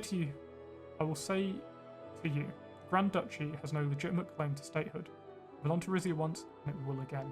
As your king, I will be honest with all of you. Everyone will have to do their part to win this war, and sacrifices will need to be made. Independence is non-negotiable. We will not be swayed by international pressure or superpower alliances. We will stand on the precipice of change. As we stand on the precipice of change, I ask you, my people, to hold fast to the belief that our future is one of prosperity and peace. Cousin Rizia will reunite under one banner. Not sacrifice the fantasies of eventual triumph. Let us brace the trials ahead, knowing that each challenge we overcome is a step closer to our destiny. Stand on the precipice of change, we'll be under one banner. Time for diplomacy has passed. It's time we Rizians to assert ourselves in the face of a legion aggressor. With every heart, I declare that war has ascended upon us, and I call for your compassion. Substitute that in that state of war, a necessary stance for Rizia's securing future. I say the time for diplomacy has passed. This century began with trials for our people, yet we've endured. We'll survive once again. From the Resinid Empire through the present day, we are the people who not only survives, but thrives. The blood of Rizia flows in our veins, fueling a fury born of righteousness and honor. United we stand, a family, a kingdom, one force, for the future of Rizia. Beside me the grand future of Pennsylvania Beacon. No. United we stand, a family, a kingdom, one force for the future of Rizia. Raise a fist in the air. Glorvus Axa Rizia. Glory to Rizia, right? You know, king and country. A lighter, anchored in gold. For honor, for Rizia, for eternity. Glorious Axa Rizia. Hugo nearly had to shout to be heard over the volume of the crowd. Very well done, Romus. You had them in the palm of your hand. The final moment, fervent cheers and applause erupted, a potent mix of passion and resolve filling the air. Rizia's fate teetered on the edge. War. War was a never-changing subject, repeating its age-old story. And we, my friends, are at war! I can imagine. War Enlistment Report. In the wake of the war declaration, citizens responded in varying degrees to call to arms. The official war recruitment report reflects the nation's commitment to the war effort. The crucial document reveals this current state of enlistment, but also guides the kingdom's strategic manpower for the conflict. So, moderate amount of voluntary enlistment, 2 authority, 700 manpower, 150 per turn.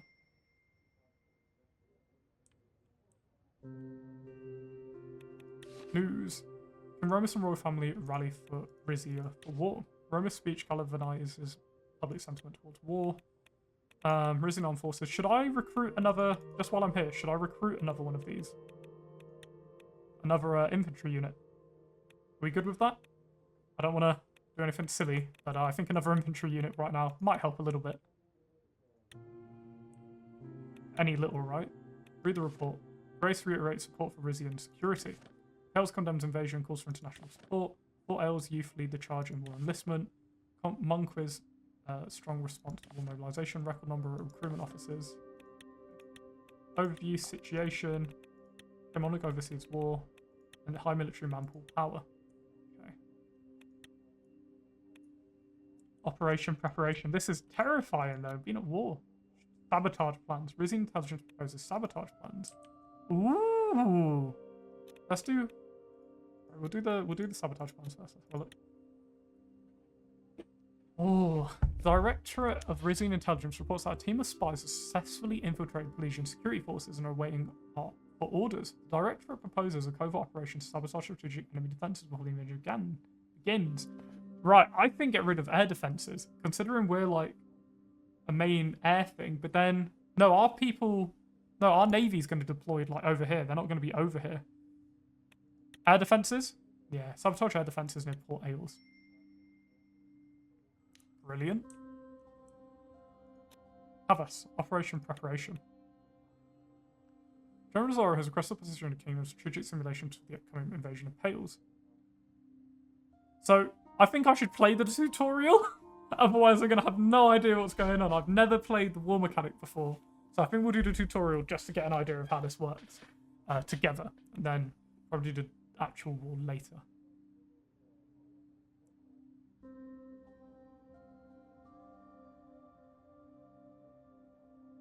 Yeah, I hadn't played it. I was a bit confused. We'll do the war tutorial. Let's have a look. Also, just to ask, with armed forces, are we happy with me recruiting another infantry? Because I don't see where... I know we need trucks, but we need so many trucks for the other things. I think I'm just going to recruit another infantry. Because we have the stuff for it. I'm just going to do it. But I don't know if I have to fill it up and then train, or if I can just recruit one at a time. Don't know if recruiting now is a bad idea. Better than having a vending order. Agreed. Right, recruit there. Yeah, cool. In training. You can train one at a time. Okay. What's this? Port Drazen, invasion of Pales. Grand Duchy of Pales, read the report. Pales accuses Rizia of covert action. Yeah, good. Love it. In leads military exercise. Invasion of Pales operation tutorial. Oh, look at this. Oh my goodness. Oh my goodness. So objective +5. There's a tank. What are these? +1 health per turn, so supplied. Objective. Risen support. What is this? What is this? Mountain. Wow, okay. So enemy units, 1 health, 4 attack. Because they're on a mountain, that mountaineer unit. Infantry, infantry, infantry, objective. Okay. We guess we've got to figure this out. Okay, your enemy ships, your enemy submarines. Soldiers actually bodyguard the king, their defenses, Suzerain levies, Zara elites. Hint 1, when attacking mountains, use mountaineer. That makes sense.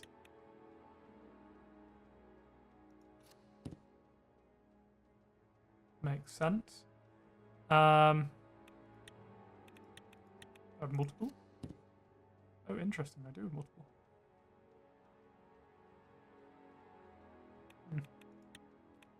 I think I only have 1 mountaineer in my army, though. I'm trying to make it, because I guess with this you can do... Don't use on the flat train, though. That's fair enough. I'm assuming tank on tank will probably not be the best idea. But, I mean, actually, no. I think that's going to be the only idea, isn't it? Let's get a submarine over here. I know I've got 1. I know I've got the flagship. And I know I've got some normal ships. Yeah, I've got 2 military ships in my navy. So we'll use this, because this will be our actual fleet force. Let's get an idea of how it works. Then... I'll send submarine... Oh, no. I should probably... Military ship here.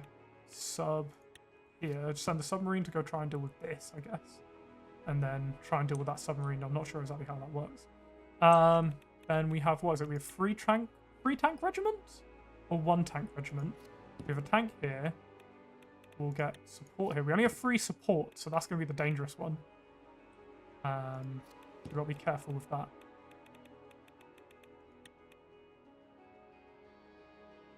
You want the attacking front in the middle. Okay.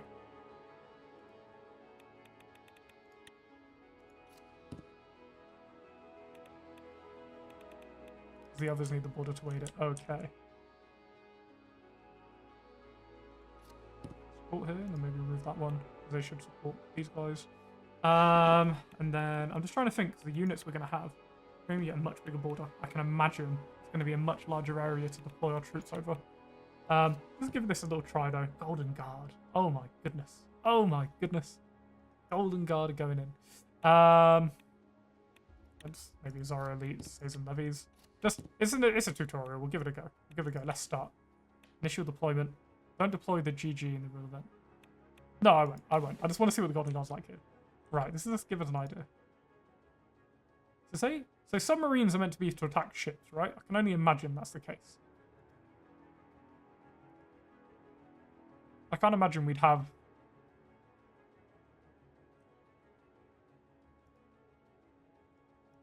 Mountaineer to Mountaineer.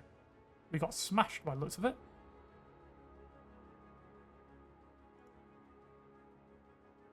Tank to infantry? Should I use the tank to support?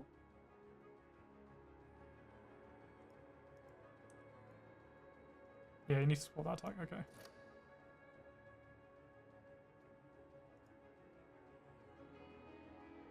Should I use the other tank to support, do you think? Or, no, we'll still lose it. Yeah, wow. And now we're winning. Who are you using these guys? Wait. Oh, is that how we do it?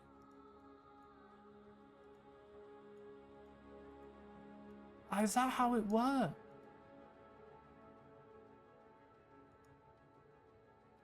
So when we have an attack on somewhere, we need to use... Okay. Ah, haha. Okay, suddenly that makes so much more sense. Out of moves. Okay. That is how it works. Understood. Interesting. Okay, we're taking them out. Yoink. And a turn and you go. Okay, interesting. Should I try attacking? I really want to try attacking their ship. Yeah. Man. Wow, interestingly enough, the infantry smashes. That's really interesting. Support here. You could support.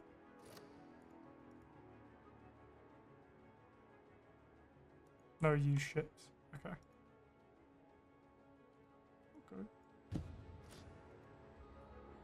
Never mind. Uh-oh.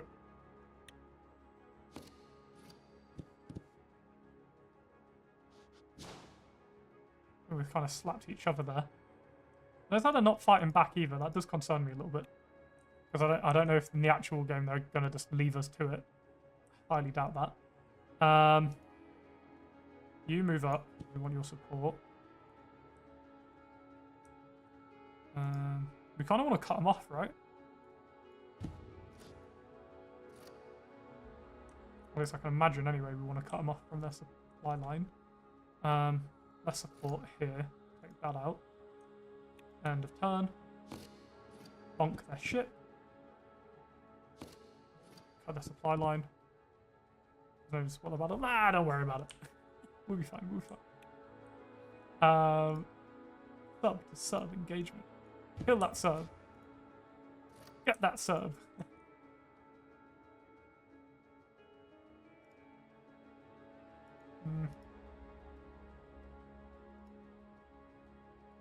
Kill the tank? Okay. Get that tank. Support us. Ooh!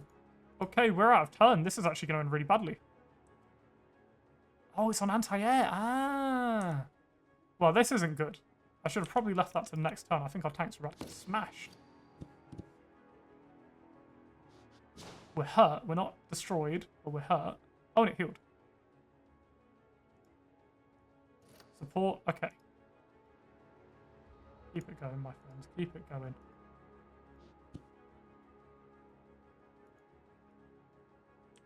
Well, at least we've destroyed that. We can't, like, bomb anywhere on land, can we? That'd be nice.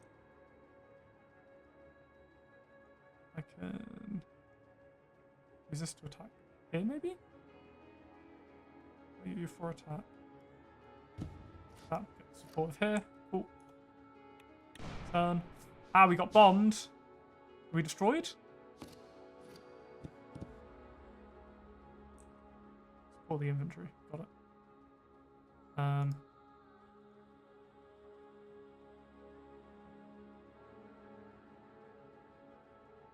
Swap them. What, these guys? Swap or your town might die. Got it. Off mountains terrain now, though. Which is a worry. Move here. Support. Because we can take out their supplies here. We'll focus our attack over here. Try that.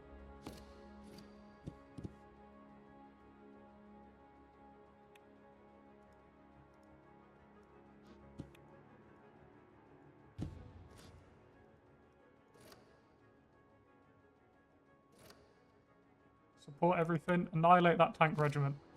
Perfect. Now, how would one go about using air? Ah, airstrike. Ooh. Oh, and paratroopers. I didn't even notice that. Airstrike the city, right?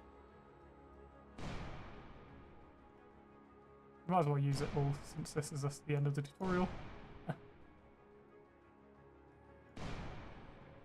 Bomb it to the ground. We have one more turn, don't worry. And then the city will be ours. Worry not.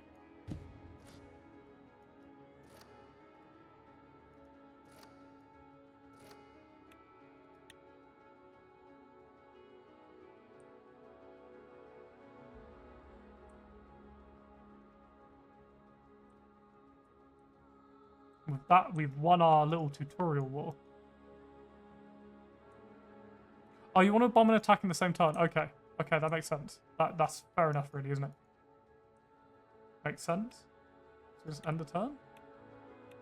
We've moved less, but what would we do now? Like, if we've conquered this in technical terms, we've won, right? What we're after. Nothing. Okay. We're done.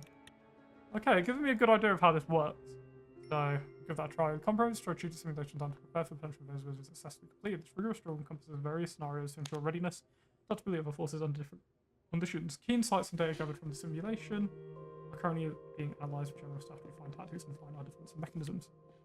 You can choose victory quickly. Right, the end of the turn. Prepare for war, my friends. Average military manpower pool. Cool. To war. Here we go. Ooh, the art of war. Hello, my friends. Sorry for the abrupt end there. Lancer on the future. So I did do a bit of the battle, but due to the game updating, it won't mean anything. Like, I can show you it now. I wanted to show the tutorial still, just because I thought it was interesting, but we tried the battle, had a few issues with it, restarted it, had more issues because it was just messing up. Like, things that we had done tactically just weren't working. So what I've done is, obviously the game's updated. It destroyed our save, but what me and Lord Brumbear have done is go through the save file. He's walked me through it step by step, and we've adjusted it and fixed it. So the next part there will be the battle itself. Now, a thing to know is we decided let's have a bit of fun with it, and we've spawned in a few more units than we had before. So hopefully make it a bit more fun, a bit more exciting. We've added the new aerial units, so obviously we went very heavy on our Air Force, and it completely deleted the Air Force we had to something new. So that's what we've adjusted. So I hope you enjoy it still. Thank you so much for sticking around. Sorry for this episode coming out quite a bit later than when it was recorded, but please understand that due to some issues with the game updating, it's kind of been out of my control on that front. It just took a while to get Lord around for us to fix it. Thank you so much, Brumbear, for helping me on that. And I will see you all soon in the next episode. I hope you've enjoyed this one. Battle at the beginning of next part. Bye for now.